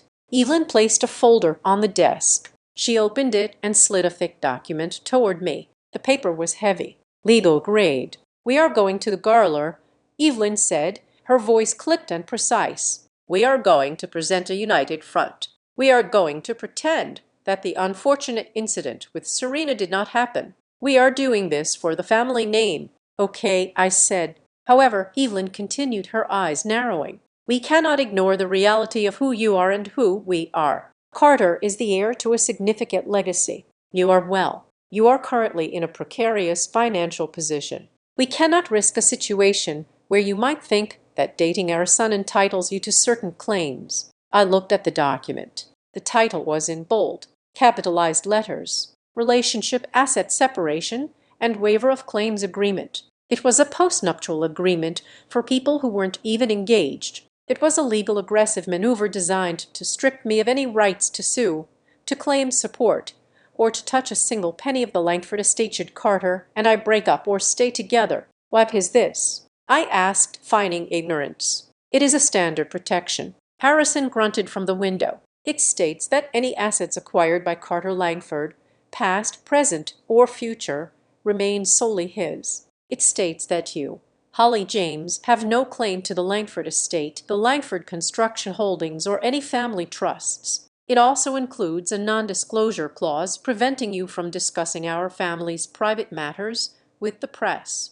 Evelyn tapped a pen against the desk. We want you to sign it now before we get in the limousine. I looked at Carter. Did you know about this? Carter looked at the floor. It is just paperwork, Ollie. Mom says it is just to keep the lawyers happy. If we stay together, it doesn't matter, right? Because I will take care of you, but if we break up, it just makes things clean. He was looking at me with that same weak, pleading expression he had worn when he asked me to empty my purse. He thought this was a compromise. He thought he was managing his mother. He didn't realize he was insulting me for the last time. I picked up the document. I scanned the legalese. It was actually a very poorly drafted contract. Their family lawyer must have been as incompetent as their accountant. It was sweeping and draconian. It declared that absolute separation of assets would be the governing law of our relationship.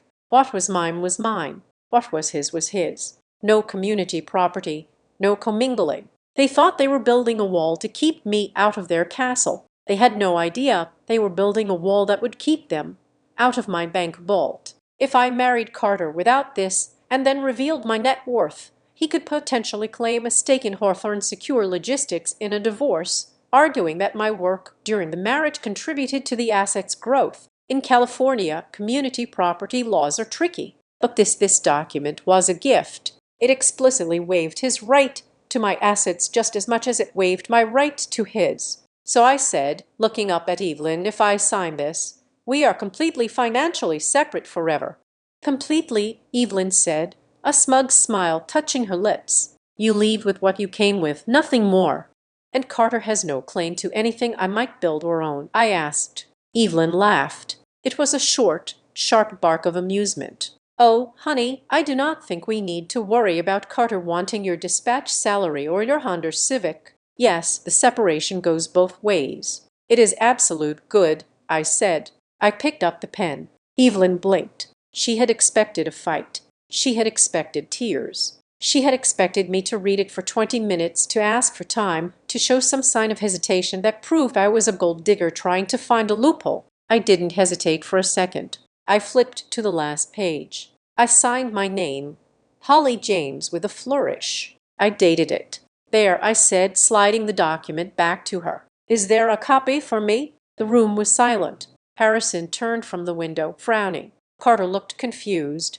Evelyn stared at the signature as if it were a magic trick she couldn't figure out. You just signed it, Evelyn said suspiciously. You didn't even read the clause about the alimony waiver. I don't need alimony, I said, standing up. I believe in being self-sufficient. Isn't that what you have been teaching me all weekend? That I should know my place. I reached over and took the duplicate copy from the folder. I folded it neatly and placed it in my clutch right next to the phone that held the video of Serena. I will keep this for my records, I said. Shall we go? We don't want to be late for the red carpet. I walked out of the library before they could say another word.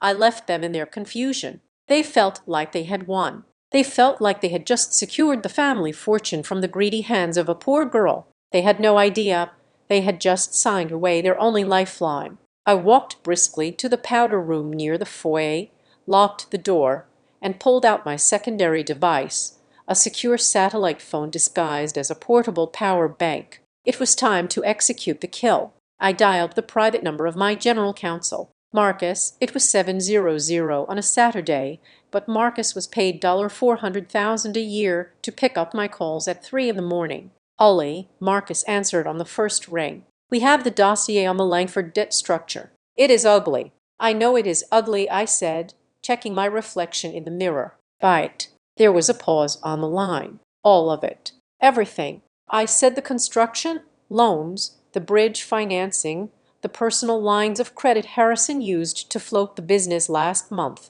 I want you to use the shell company. Vanguard Horizon. Do not let the name Hawthorne appear on any of the paperwork yet. Approach their creditors. They are distressed debt.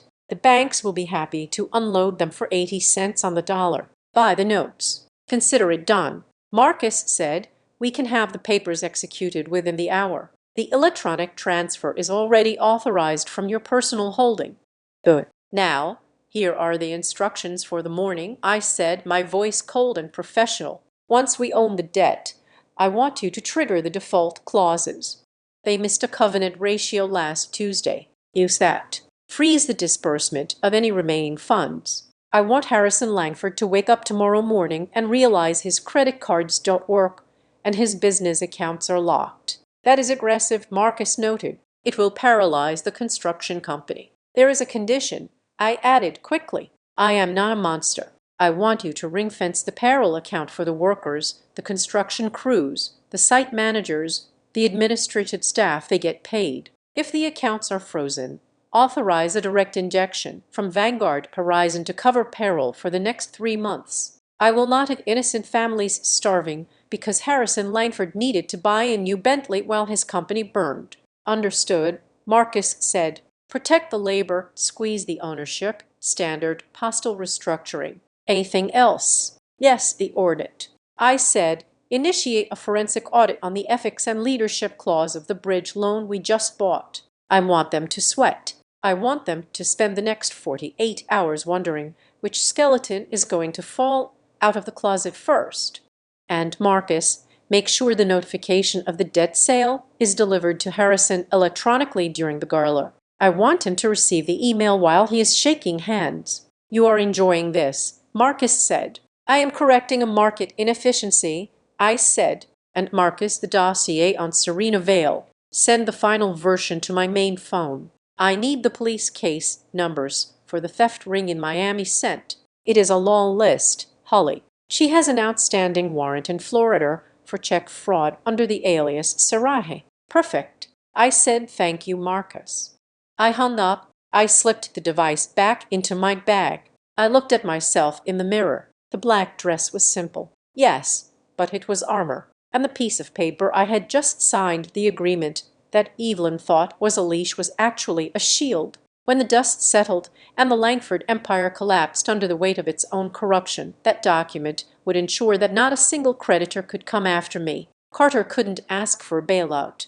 Evelyn couldn't claim I owed them family loyalty. They had legally severed me from their mess. I opened the door and walked out into the foyer. The family was waiting. Harrison looked slightly more relaxed now that the problem of my potential gold digging had been solved. Evelyn was adjusting Serena's shawl. Carter was checking his phone. Finally, Evelyn sighed. The car is waiting. Holly tried to sit in the back jump seat. We need room for Serena's dress. Of course, I said. I followed them out to the stretch limousine. The driver held the door. I climbed into the cramped jump seat, facing backward, looking at the 4 of them. They looked like royalty. They smelled like expensive perfume. They were smiling, ready to go to the gala and pretend they were the kings and queens of Santa Barbara. I sat there clutching my bag and smiled back. It was a long drive to the venue. I spent it watching them.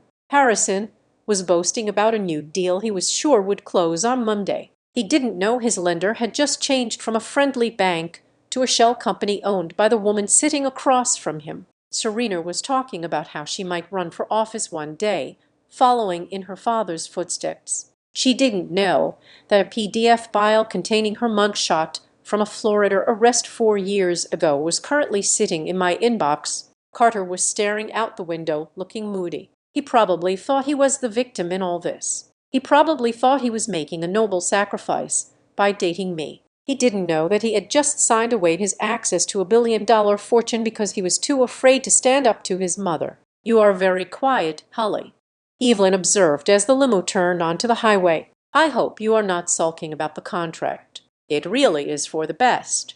I am not sulking, Evelyn, I said, my voice white and airy. I was just thinking about how right you were. Oh yes, I said. You said that we need to protect our assets. You said that we shouldn't let emotions get in the way of business. I think that is excellent advice. I am really taking it to heart. Evelyn nodded, satisfied. Well, I am glad you finally understand how the world works. It is about leverage, my dear, and protecting what is yours. Exactly, I whispered. The limo slowed down. We were approaching the venue. I could see the searchlights sweeping the sky. I could see the red carpet and the paparazzi flashing their cameras. This was their stage. They had built it to show off their splendor. But they had forgotten one thing about stages. They are also where tragedies are performed. I patted my clutch one last time. The contract, the video, the dossier, the debt purchase confirmation. I wasn't walking into a party. I was walking into a courtroom, and I was the judge, jury, and executioner. Ready? Carter asked, looking at me. More than you can imagine, I said. The door opened, the flashbulbs popped, and the nightmare for the Langfords truly began. The limousine glided to a halt in front of the Santa Barbara-built Four Seasons. Outside the tinted windows, the world was a blur of flashing strobes and shouting paparazzi. The Gala was the event of the season, a fundraiser for oceanic preservation that doubled as a peacocking ground for every desperate socialite and underwater business tycoon on the West Coast. Inside the car, the air was perfumed with expensive anxiety. Harrison was checking his cufflinks for the 10th time. Serena was practicing her smile in a compact mirror, ensuring no lipstick had migrated to her teeth. Carter was staring at his phone, likely deleting the texts he had sent me earlier about making things right. Evelyn, however, was looking at me. She reached under the seat and pulled out a folded garment. It was a bright, garish teal polyester vest. It had the logo of the charity, a cartoon dolphin embroidered on the breast pocket, and the words "Event Support" stamped on the back in reflective white lettering. "Here," Evelyn said, tossing it into my lap. I looked at the vest. Then I looked at her. "What is this?" I asked. "It is a volunteer vest," Evelyn said, her voice smooth and venomous. "I spoke to the coordinator earlier. Since you are not a ticketed guest, tickets were $5,000 a plate. After all, I arranged for you to enter as part of the support staff. You will help with the silent auction. It is a wonderful opportunity for you to see how these events work without burdening us." "You want me to wear a polyester vest over my dress?" I asked. "Your dress is invisible, Holly. This will give you purpose. Put it on, and when we get out, you are to walk 10 feet behind us. Do not walk next to Carter. He needs to be photographed with Serena. They look like a power couple. You look like the help. So, be the help." Carter looked out the window. "Just put it on, Holly. It gets you inside, doesn't it?" I picked up the vest. It felt rough and cheap against my fingers. A normal person would have thrown it in Evelyn's face. A normal person would have screamed. But I wasn't a normal person anymore. I was a hunter walking into a trap I had set myself. "Okay," I said. I slipped the vest on. It clashed hideously with my vintage silk dress. It was oversized and smelled faintly of warehouse dust. "Perfect," Evelyn said, not bothering to hide her smirk. "Now you know your place." 10 of 10. Holly, count them. The driver opened the door. Evelyn exited first, chin high, bathing in the flashes. Harrison followed, looking important. Then Serena, who paused to blow a kiss to a photographer who didn't know her name. Carter stepped out, buttoning his jacket, stepping into the light. I waited a beat. I counted to 5. Then I stepped out. The cool ocean breeze hit my face. The noise of the crowd was a physical wall shouts of, "Over here, Mrs. Langford. And who are you wearing?" I walked exactly 10 feet behind them. I kept my head high, but I let the vest do the talking. To the onlookers, I was a staff member who had mistakenly wandered into the frame. I saw the photographers lower their cameras as I passed. I was visual noise. I was nobody. The Langfords reached the main entrance, where a heavy velvet rope was guarded by 2 men who looked like they were carved out of granite. Harrison flashed his invitation. The guards nodded, unhooking the rope with practiced deference. "Good evening, Mr. Langford. Mrs. Langford, please. Right this way." They swept through. Carter glanced back at me for a split second, a look of guilt, quickly masked by relief, and then he followed his mother. I stepped up to the row. One of the guards, a man with a thick neck and an earpiece, stepped sideways, blocking my path. He didn't look at my face. He looked at the teal vest. "Staff entrances around the back." "Miss," he grunted, pointing a thumb toward a dark alleyway lined with dumpsters. "Loading dock B. You are late for the briefing." I stopped through the open doors. I could see the Langfords. They had paused in the lobby to greet a local news anchor. They saw me. They saw the guard block me. Evelyn turned her back. Harrison laughed at something the anchor said. Carter adjusted his tie. They were going to leave me there. They were going to let me stand in the street, humiliated, directed to the garbage entrance while they drank champagne. It was the final power play. If I went to the back, I accepted my status as a servant. If I caused a scene, I proved I was trash. I did not move toward the back. I stood my ground. "I am a guest," I said to the guard. My voice was calm, but it carried the distinct frequency of authority. "My name is Holly James." The guard sighed, clearly annoyed. "Look, lady, the vest says support. Support goes in the back. Do not make me call a supervisor. Clear the carpet. We have VIPs coming through." "I am a VIP," I said. The guard let out a short, incredulous laugh. "Yeah, and I am the King of England." "Move it." He reached out to grab my arm to physically escort me away. "I wouldn't touch her if I were you." A deep voice boomed from behind me. The guard froze. His hand hovered an inch from my bicep. I turned around. Stepping out of a Blacktown car was a man with silver hair and a tuxedo that cost more than the Langfords' house. He walked with a cane, not because he needed it, but because it looked terrifying. It was Arthur Sterling, the chairman of the National Trade and Logistics Association, the man who controlled the flow of goods for half the continent. He was the most powerful man in the industry, a man Harrison Langford had been trying to get a meeting with for 6 years. Arthur looked at the guard, then he looked at me. His eyes widened. "MS. James," Arthur said, his tone shifting from command to genuine shock. "Holly James, is that you?" The guard pulled his hand back as if he had touched a hot stove. He recognized Arthur Sterling. Everyone did. "Arthur," I said, offering a small, polite smile. "It is good to see you.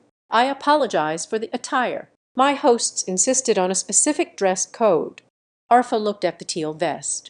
He looked at the event support logo. Then he looked at the entrance where the Langfords were still standing, watching the scene unfold with confusion. Arthur Sterling was a smart man. He understood power dynamics instantly. He saw the vest. He saw the rejection, and he saw the CEO of Hawthorne Secure Logistics standing with her head high. He let out a low chuckle. "I see an undercover operation. Or are you just testing the competence of the local security?" "Something like that," I said. Arthur turned to the guard. The playfulness vanished from his face, replaced by steel. "Do you know who this is, son?" Arthur asked softly. "She is wearing a vest, sir." The guard stammered. "This is Holly James," Arthur said, announcing my name like it was a royal title. "If she wants to wear a clown suit, you let her in. If she wants to wear a trash bag, you lay down your jacket for her to walk on. She is not staff. She owns the building." He didn't mean literally. He meant metaphorically. In our world, Hawthorne Logistics owned everything that moved. The guard turned pale. He unhooked the rope so fast he almost tripped over it. "I am so sorry, MS. James," the guard stuttered. "Please go ahead." Arthur offered me his arm. "Shall we?" "Holly, I have been dying to ask you about the acquisition rumors in the Asian markets. Your team is making waves." "I would be delighted," Arthur, I said. I unzipped the cheap teal vest. I shrugged it off my shoulders and let it drop to the red carpet. I didn't hand it to anyone. I just let it fall, a puddle of polyester at my feet. I stepped over it. I took Arthur Sterling's arm. We walked through the entrance. The flashbulbs went insane. The photographers didn't know who I was, but they knew Arthur Sterling, and they knew that if Arthur Sterling was escorting a woman, she was important. "Who is she?" I heard a photographer yell, "Get the shot! Get the shot!" We walked into the lobby. The Langfords were still there. They had been waiting, perhaps hoping to see me ejected, or perhaps just stalling to make sure they were seen by the press. Harrison's jaw was literally hanging open. He held his champagne glass at a dangerous angle. "Harrison," Evelyn whispered, clutching his arm. "Harrison, look. Is that Arthur Sterling?" "It is." Harrison croaked. "It is Sterling." "Why is he holding her arm?" Evelyn hissed. "Why is he talking to her?" They watched as Arthur leaned in and laughed at something. I said, a genuine, respectful laugh. They watched as the security detail bowed to us. I looked at them as we passed. I didn't stop. I didn't acknowledge them as family. I acknowledged them as strangers. I gave them a polite, distant nod, the kind you give to a waiter who has just dropped a fork. "Holly," Carter called out, his voice cracking. He took a step toward me. I kept walking. She must have latched onto him, Evelyn said rapidly, her voice rising in panic. She must have met him in the parking lot. She is begging him for a job. That is it. She is hustling. It is embarrassing. She dropped the vest, Serena whispered, looking at the floor where the uniform lay. She just dropped it. We moved into the grand ballroom. It was a sea of tuxedos and gowns, a cavern of gold light and soft jazz. "Where are you seated, Holly?" Arthur asked. "I am at table 1, the chairman's table." "Join me," I insist. "I am bored to tears with these politicians." I was supposed to be seated. I checked the imaginary seating chart in my head, knowing Evelyn had likely placed me near the kitchen somewhere else, but I would accept your invitation. Arthur, excellent. He led me through the room. We walked past the B-list celebrities. We walked past the local business owners. We walked straight to the center of the room, to the table that was elevated on a small dais. The Langfords trailed behind us, heading toward table 4, a respectable table, but definitely not the table. They watched as the maitre pulled out a chair for me next to Arthur Sterling. They watched as a waiter immediately poured me a glass of vintage Dom Perignon. They watched as the mayor of Santa Barbara leaned across the table to shake my hand. Harrison stopped walking. He stood in the middle of the aisle, causing a traffic jam of waiters. "She is at table 1," Harrison whispered. The color had drained from his face, leaving it the color of old parchment. "Evelyn, she is at the chairman's table."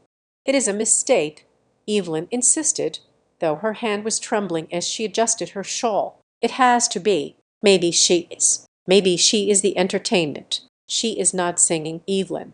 Harrison snapped. "Arthur Sterling just introduced her to the mayor. Look at them. They are talking business." Carter stared at me for the first time all weekend. The fog of his entitlement seemed to be lifting, replaced by a cold, creeping realization. He looked at the woman in the black dress, who was commanding the attention of the most powerful men in the room. He looked at me, and he realized he didn't know me at all. I felt their gaze. It was a physical weight, heavy with fear and confusion. I turned my head slightly. I caught Harrison's eye across the room. I raised my champagne glass. A small, silent toast to the end. I thought Harrison didn't toast back. He looked like he wanted to run, but there was nowhere to run. The doors were closed. The gala had begun, and the executioner was sitting at the head of the table. The gala dinner was in full swing, a cacophony of clinking silverware and polite, empty laughter. I sat at table 1, the seat of honor, listening to Arthur Sterling recount a story about a supply chain crisis in the Baltic Sea. I was nodding, engaged, but my peripheral vision was locked on table 4. The Langfords were not eating. They were huddled together, whispering furiously, their eyes darting toward me every few seconds, like nervous prey sensing a predator in the tall grass. They looked desperate. They looked confused. And finally, they looked resolved. I saw Evelyn stand up. She grabbed a full glass of red wine from the waiter's tray passing by. She didn't hold it by the stem. She gripped the bowl like a weapon. She began to walk toward the dais, her face set in a mask of concern that didn't reach her cold, dead eyes. Serena followed close behind, clutching her purse, a cruel smirk playing on her lips. "Here we go," I whispered to myself. Arthur stopped talking. He followed my gaze. "Is there a problem?" "Holly." "Just a final attempt at a power play." "Arthur," I said calmly. "Watch." Evelyn reached our table. She didn't greet the mayor. She didn't acknowledge Arthur Sterling. She looked only at me. "Holly, darling," she exclaimed, her voice pitched, loud enough to turn heads at the surrounding tables. "I am so sorry to interrupt, but I think there has been a terrible mistake with the seating. You know, staff isn't supposed to be in the VIP section." She moved closer, invading my personal space. "And oh my," she said, fighting a stumble, "you look so out of place." She lunged forward. It was a clumsy, deliberate motion. She tipped the large glass of Cabernet Sauvignon forward. The dark red liquid splashed across the front of my black vintage silk dress. It soaked into the fabric instantly, running down my chest and pooling in my lap. It was cold and sticky. The chatter at table 1 stopped instantly. The mayor gasped. Arthur Sterling stood up, his face thunderous. "Oh dear, Evelyn cried, her hands flying to her mouth in mock horror. I am so clumsy. But really, Polly, you should have moved. You are always in the way, aren't you? Just like at the house. Always underfoot. Look at her, Serena chimed in, stepping out from behind Evelyn. Her voice was shrill, cutting through the silence of the room. She is a mess. A stain on the tablecloth. Serena reached into her clutch. She pulled out a single crisp bill. Here, Serena said loudly. She crumpled the bill and threw it. The paper ball hit my shoulder and fell to the floor at my feet. It was $100. Take this for a taxi. Serena sneered. Go back to your little apartment. Go back to your dispatch center. You don't belong here. You are embarrassing us. You are embarrassing Carter. The room had gone deathly silent. The band had stopped playing. 300 of the wealthiest people in California were staring at the scene. They saw a young woman covered in wine. They saw a crumpled bill on the floor. They saw the Langford women standing over me like vultures. I looked at the money. Pick it up, Serena hissed. It is more than you make in a week. I stood up. I did not pick up the money. I did not wipe the wine from my dress. I let the stain sit there, a dark testament to their cruelty. I reached forward to the center of the table. I picked up the wireless microphone that had been left there for the upcoming speeches. I tapped the head of the microphone. Thump, thump. The sound echoed through the massive ballroom speakers, a deep, resonant heartbeat that made everyone jump. Is this on? I asked. My voice was calm. It wasn't the voice of a victim. It was the voice of a woman who commanded fleets of ships and armies of trucks. Evelyn's eyes widened. What are you doing? Put that down. No, I said. I don't think I will. I stepped away from the table, moving to the center of the dais. I looked out at the crowd. I looked at the cameras that were now trained on me. Good evening, I said. My name is Hully. For the last 48 hours, I have been a guest at the Langford estate. In that time, I have been forced to sleep in a gardening shed with no air conditioning. I have been fed from the staff menu. I have been given a polyester vest and told to enter through the garbage dock. I have been framed for a felony theft of jewelry to cover up a family member's crimes. And 10 minutes ago, I was forced to sign a legal waiver stripping me of any rights to the Langford assets under the assumption that I am a gold digger targeting their fortune. A murmur rippled through the crowd. Shocked disbelief. Harrison, Evelyn shrieked, looking back at her husband. Do something. She is drunk.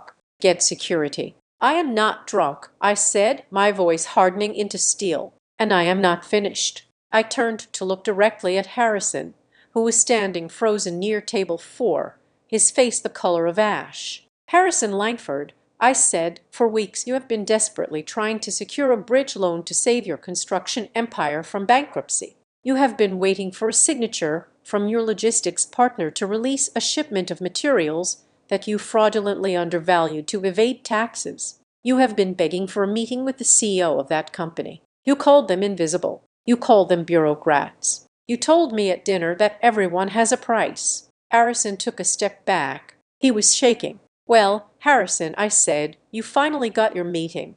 I paused. I let the silence stretch until it was almost painful. My name is Holly James, and I'm the founder and CEO of Hawthorne Secure Logistics.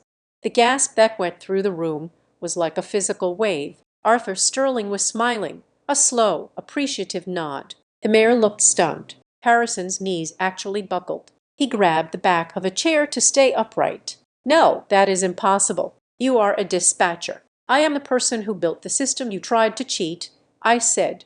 And as of this moment, Hawthorne Logistics is formally rejecting your shipment.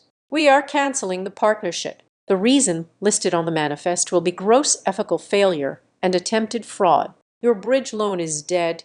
Harrison, your cargo is seized. No, Harrison wailed, a guttural sound of pure despair. You can't. That kills the company. You killed the company. I corrected him.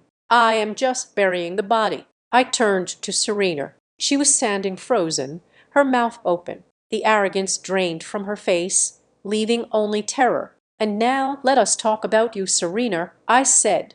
I pulled my phone from my clutch. I tapped the screen. Can we get the feed on the main screen, please?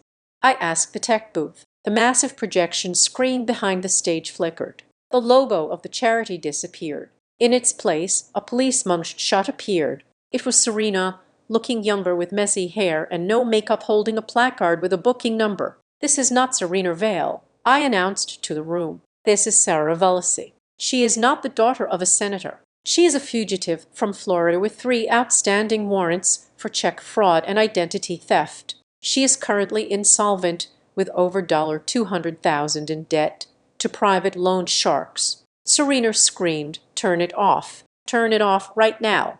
And that bracelet she is wearing." I pointed to her wrist, the one she claimed was Art Deco. "It is the celestial cuff stolen from a shipment in Zurich 3 weeks ago by the Varder Syndicate. It is valued at $400,000. My company has been tracking it." I looked toward the back of the room. "Officers," I said into the microphone, "she is all yours." The doors burst open. 4 uniformed police officers and 2 detectives in suits marched in. They didn't look at the crowd. They looked straight at Serena. "No," Serena shrieked, backing away, knocking into a waiter. "He gave it to me. I didn't steal it. I just bought it. Harrison, help me." Harrison didn't move. He was staring at his phone. The detectives grabbed Serena. She fought, kicking and screaming, her red Valentino dress tangling around her legs. "You witch!" Serena screamed at me as they cuffed her hands behind her back. "You ruined everything. You were supposed to be nobody. I am the person who checks the receipts." "Sarah," I said into the mic. The buy. They dragged her out. The room was in chaos. People were standing, taking photos, whispering furiously. But I wasn't done with the Langfords. I looked at Harrison. He was staring at his phone screen with dead eyes. "Check your email." "Harrison," I said softly into the mic, "you just received a notification." Harrison looked up at me. His eyes were red, watery pits of fear. "What did you do?" He whispered. The microphone picked it up. "You were worried about your creditors," I said. "You were worried the bank would call your loans. You don't have to worry about the bank anymore. I bought your debt, Harrison. All of it. The construction loans, the personal lines of credit, the mortgage on the Montecito estate. I own it all. It is held by a company called Vanguard Horizon. That is me." Harrison dropped his phone. It shattered on the marble floor. "And as your new creditor," I continued, "I am calling the debt effectively immediately. Your accounts are frozen. Your assets are pending liquidation. You have 30 days to vacate the property before foreclosure proceedings begin." Evelyn let out a sound that was half sob, half scream. She looked around the room, realizing that her social standing had just been incinerated. The women she had insulted me with earlier were now looking at her with undisguised horror. She was not the queen of Montecito anymore. She was a bankrupt woman standing in a puddle of her own cruelty. And then there was Carter. He had been standing in the shadows of his parents' destruction. Now he ran forward. He ran up the steps of the days, ignoring the security guards. He stopped in front of me. He looked at the wine stain on my dress. He looked at the microphone in my hand. He looked at the face of the woman he had treated like an accessory. "Hully," he gasped, breathless. "Hully, wait. Baby, listen." The microphone was still near my mouth. Everyone could hear him. "We can fix this," Carter pleaded, reaching for my hand. I pulled back sharply. "I didn't know. I swear I didn't know about the fraud. I was just doing what they told me. You know me. You know I love you." "Do you?" I asked. "Yes, of course. We are a team," Carter said, his voice rising in desperation. "Look, forget my parents. They are crazy. But us, we are real. You can't just destroy my family like this. We can work this out. I can help you run Hawthorne. We can be a power couple. Just call off the debt. Please, for us." He was begging in front of 300 people. Carter Langford was begging for his life still. He wasn't begging for me. He was begging for access to the checkbook. I looked at him. I remembered the way he had whispered for me to take the money. I remembered the way he had asked me to empty my purse. I remembered the way he had let me walk behind him in a polyester vest. "Carter," I said, "do you remember that contract your mother made me sign an hour ago?" Carter froze. "The waiver, the relationship asset separation agreement," I clarified. "The one that says you have absolutely no claim to my assets, my company, or my future earnings." "The one that says our financial lives are completely severed." Carter's face went pale. He realized what he had done. He had signed away his only parachute. "You wanted to protect the Langford legacy from me." I said, "Congratulations, Carter. You succeeded. You are completely safe from my billions. You don't get a dime. You don't get a job. And you certainly don't get me." I dropped the microphone. Thump. It hit the floor with a finality that echoed through the ballroom. I turned to Arthur Sterling. "Arthur," I said, my voice returning to a conversational volume, though the room was so quiet everyone heard it. "I believe I have ruined my dress. Would you mind escorting me to my car?" Arthur stood up. He looked at the Langfords, Harrison broken, Evelyn sobbing, Carter standing like a statue of regret, and then he looked at me with immense respect. "It would be the honor of my life, Ms. James," Arthur said. He offered me his arm. I took it. We walked off the stage, down the steps and through the center of the ballroom. The crowd parted for us like the Red Sea. I didn't look back at the Langfords. I didn't need to. I knew exactly what they looked like. They looked like people who had just learned the most expensive lesson of their lives. Never mistake silence for weakness, and never ever hand the executioner a signed confession. The ride back to the Montecito estate was not shared. I had left the Garler in Arthur Sterling's town car, while the Langfords had been forced to wait for their limousine in the glare of the paparazzi flashbulbs, answering shouted questions about why the police had dragged their daughter-in-law away in handcuffs. I arrived at the house 20 minutes before they did. The heavy iron gates opened for me, not because I had a remote, but because the new security team I had hired was already stationed at the perimeter. I walked into the house. It was silent. The staff had been dismissed for the night, sent home with the generous bonus I had wired to them directly. I did not go to the carriage house. I went to the main library. I sat in Harrison's high-backed leather chair. It was oversized and smelled of cigars and self-importance. I placed a single file folder on the mahogany desk. Beside it, I placed a glass of water. Standing in the shadows of the room was Marcus, my general counsel, who had flown in from San Francisco while the Garler was imploding. We waited. Eventually, the front door slammed open. "I am going to kill her," Evelyn's voice echoed from the foyer, shrill and hysterical. "I am going to sue her for defamation. I am going to ruin her." "Keep your voice down, Evelyn." Harrison groaned. He sounded like a man who had aged 10 years in 2 hours. "My phone has not stopped ringing. The board members, the bank, everyone saw the live stream." "Where is she?" Carter asked. "Her stuff is still in the shed. She has to come back for her car." They stormed down the hallway. They were looking for a fight. They were looking for a victim to scream at, to make themselves feel powerful again.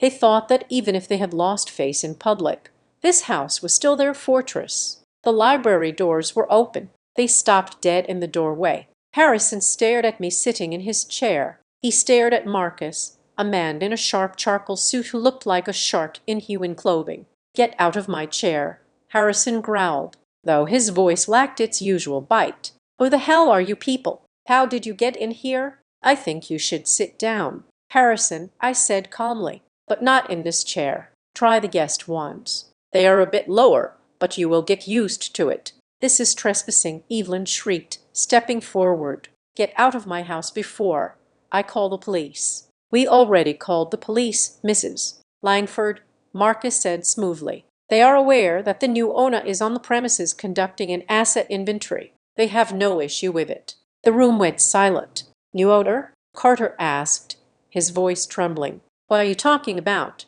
I tapped the file folder on the desk. "At 7:30 this evening," I said, "a holding company called Vanguard Horizon purchased the entirety of the debt secured against this property, as well as the outstanding construction loans of Langford Development at 8:15, immediately following the public revelation of fraud and the arrest of Serena Vale. Vanguard Horizon exercised the default clause in your mortgage agreement. The moral turpitude clause is very specific. Harrison, criminal activity on the premises allows for immediate acceleration of the debt." I looked him in the eye. "You couldn't pay the accelerated debt." I continued, "So the title has reverted to the lender. I am the lender. This is my house." Harrison collapsed into one of the guest chairs. He looked around the room at the books, the paintings, the legacy he thought was untouchable. "You can't do this," he whispered. "We have rights, squatters' rights, something. You have 72 hours to vacate the premises." Marcus corrected him, sliding a paper across the desk. "This is the eviction notice. It is generous. Usually we only give 24. Carter stepped forward. He looked frantic. The reality that he was about to be homeless was crashing down on him. "You can't kick us out, Hully," Carter said, trying to summon some of his old charm, but looking more like a frightened child. "We were together. We have a relationship. Under California law, if we cohabitated, I have rights. You promised to support me. You can't just leave me with nothing." He looked at his mother for support. Evelyn nodded vigorously. "Exactly." Evelyn cried. "You lived here. You were part of the family. You cannot just steal our home. Carter will sue you for palimony for emotional distress. He is entitled to half of what you have if you were common law partners." It was the move I had been waiting for, the desperate grab for cash. I didn't speak. I just smiled. I reached into my bag, the same battered clutch they had mocked all weekend, and pulled out a folded document. It was the relationship asset separation and waiver of claims agreement. I unfolded it slowly. I smoothed it out on the desk. "Do you recognize this, Evelyn?" I asked. Evelyn stared at the paper. Her face went gray. "You made me sign this 3 hours ago," I said. "You were so terrified that I was a poor girl trying to steal your son's money that you drafted the most restrictive separation agreement my lawyers have ever seen. It states quite clearly that our assets are forever separate. It states that Carter Langford has absolutely no claim to the property, income, or future earnings of Holly James. It waives all rights to support, alimony, or legal recourse." I turned the document around so they could see my signature, and Carter's signature, and Evelyn's witness signature. "You built a wall to keep me out, Evelyn," I said softly, "but you forgot to check which side of the wall the money was on. Now that wall is locking you out." Carter stared at the paper. He looked at his mother with pure hatred. "You made her sign it." Carter whispered. "Mom, you made her sign it." "I was protecting you," Evelyn stammered, backing away. "I thought she was a dispatcher. I thought she wanted your trust fund." "My trust fund is gone," Carter yelled. "Dad spent it on the bridge loan. This was my only chance." He turned to me, tears streaming down his face. Real tears this time. "Hully, please," he begged, falling to his knees in front of the desk. It was a pathetic sight. "I didn't know. I swear I am a victim here, too. They controlled me. But I love you. You know I do. We can fight this together. Just tear up the contract. Let me in." I looked down at him for a moment. I remembered the man I met in the coffee shop, the man who made me laugh, the man I thought was different. "Marcus," I said, "show him the texts." Marcus opened a tablet and placed it in front of Carter. On the screen was a thread of messages recovered from Carter's phone cloud backup during the audit. They were messages between Carter and a friend named Todd dated 2 weeks ago. Carter bringing the dispatch girl home this weekend. "Mom hates her, but she is easy, low maintenance." Todd, "Why bother if she is broke?" Carter, "She is a placeholder, man. She pays half the rent in LA. She cooks. She doesn't ask questions once the construction deal closes. And I get my bonus. I will dump her and find someone with actual status. Just need to wait for the right time." Carter read the messages. He stopped breathing. I leaned forward. "I wasn't a girlfriend to you, Carter," I said. "I was a discount appliance. You didn't love me. You loved that I was cheap." Carter looked up. He didn't have an excuse. The digital evidence stripped him of his last defense. He slumped back on his heels, defeated. Harrison finally spoke. His voice was hollow, broken. "The company," Harrison rasped, "Langford Construction. It employs 200 people, besides the contracts. If you liquidate it, those people lose their jobs. My grandfather built that company." "I know," I said. "And unlike you, I care about those 200 people." I slid another document across the desk. "I am not going to liquidate the company," I said. "I am acquiring it. I am buying the operating assets of Langford Construction for the sum of $1. Harrison choked. "It is worth millions." "It is worth nothing," I said. "It is drowning in debt, tainted by fraud, and led by a man who is about to be indicted for tax evasion. The brand is toxic. I am buying the equipment and the peril liability. I am saving the jobs, but the Langford name dies tonight. I pointed to the signature line. Sign the transfer, Harrison, or I let it go into bankruptcy and your employees lose their pensions. It is your choice. Do one decent thing in your life. Harrison looked at the pen. His hand shook violently. He looked at Evelyn, who was weeping silently in the corner. He looked at Carter, who was staring at the floor. He picked up the pen. He signed. Thank you. I said the company will be rebranded as Blue Ridge Construction effective tomorrow. My management team is already en route to the headquarters to secure the files. I stood up. You have 3 days to pack your personal effects. I said, do not touch the furniture. Do not touch the art. Those are now assets of Vanguard Horizon to recoup the losses from your fraud. You may take your clothes and your toiletries. Where will we go? Evelyn whispered. We have nowhere. I believe there is a motel on the highway. I said, it is very reasonable. I think a room costs about what you paid for that bottle of wine you wasted on my dress. I walked around the desk. I kicked up my clutch. I walked past Harrison. I walked past Evelyn. I stopped in front of Carter. He was still kneeling, broken and exposed. He looked up at me. I lost you, he whispered. I am so sorry, Hully. I lost the best thing I ever had. I looked at him, and I felt absolutely nothing. The anger was gone. The hurt was gone. There was only the cool, clear indifference of a stranger. You didn't lose me, Carter.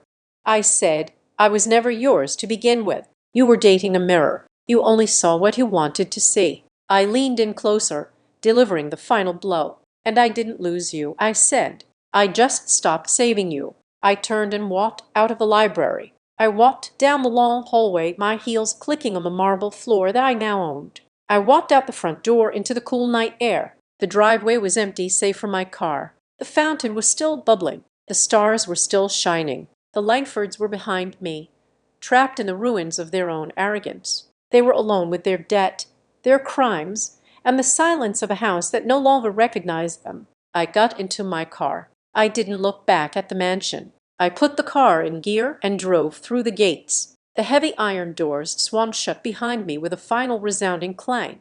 The game was over, and for the first time in a long time, the board was clear. Thank you so much for listening to this story. I would love to know where you are tuning in from. So, please leave a comment below and share your thoughts on whether the Langfords got what they deserved. If you enjoyed this revenge drama, please subscribe to the Azad Revenge Stories channel. Like this video and hit that like button to help this story reach more people. Thanks for watching.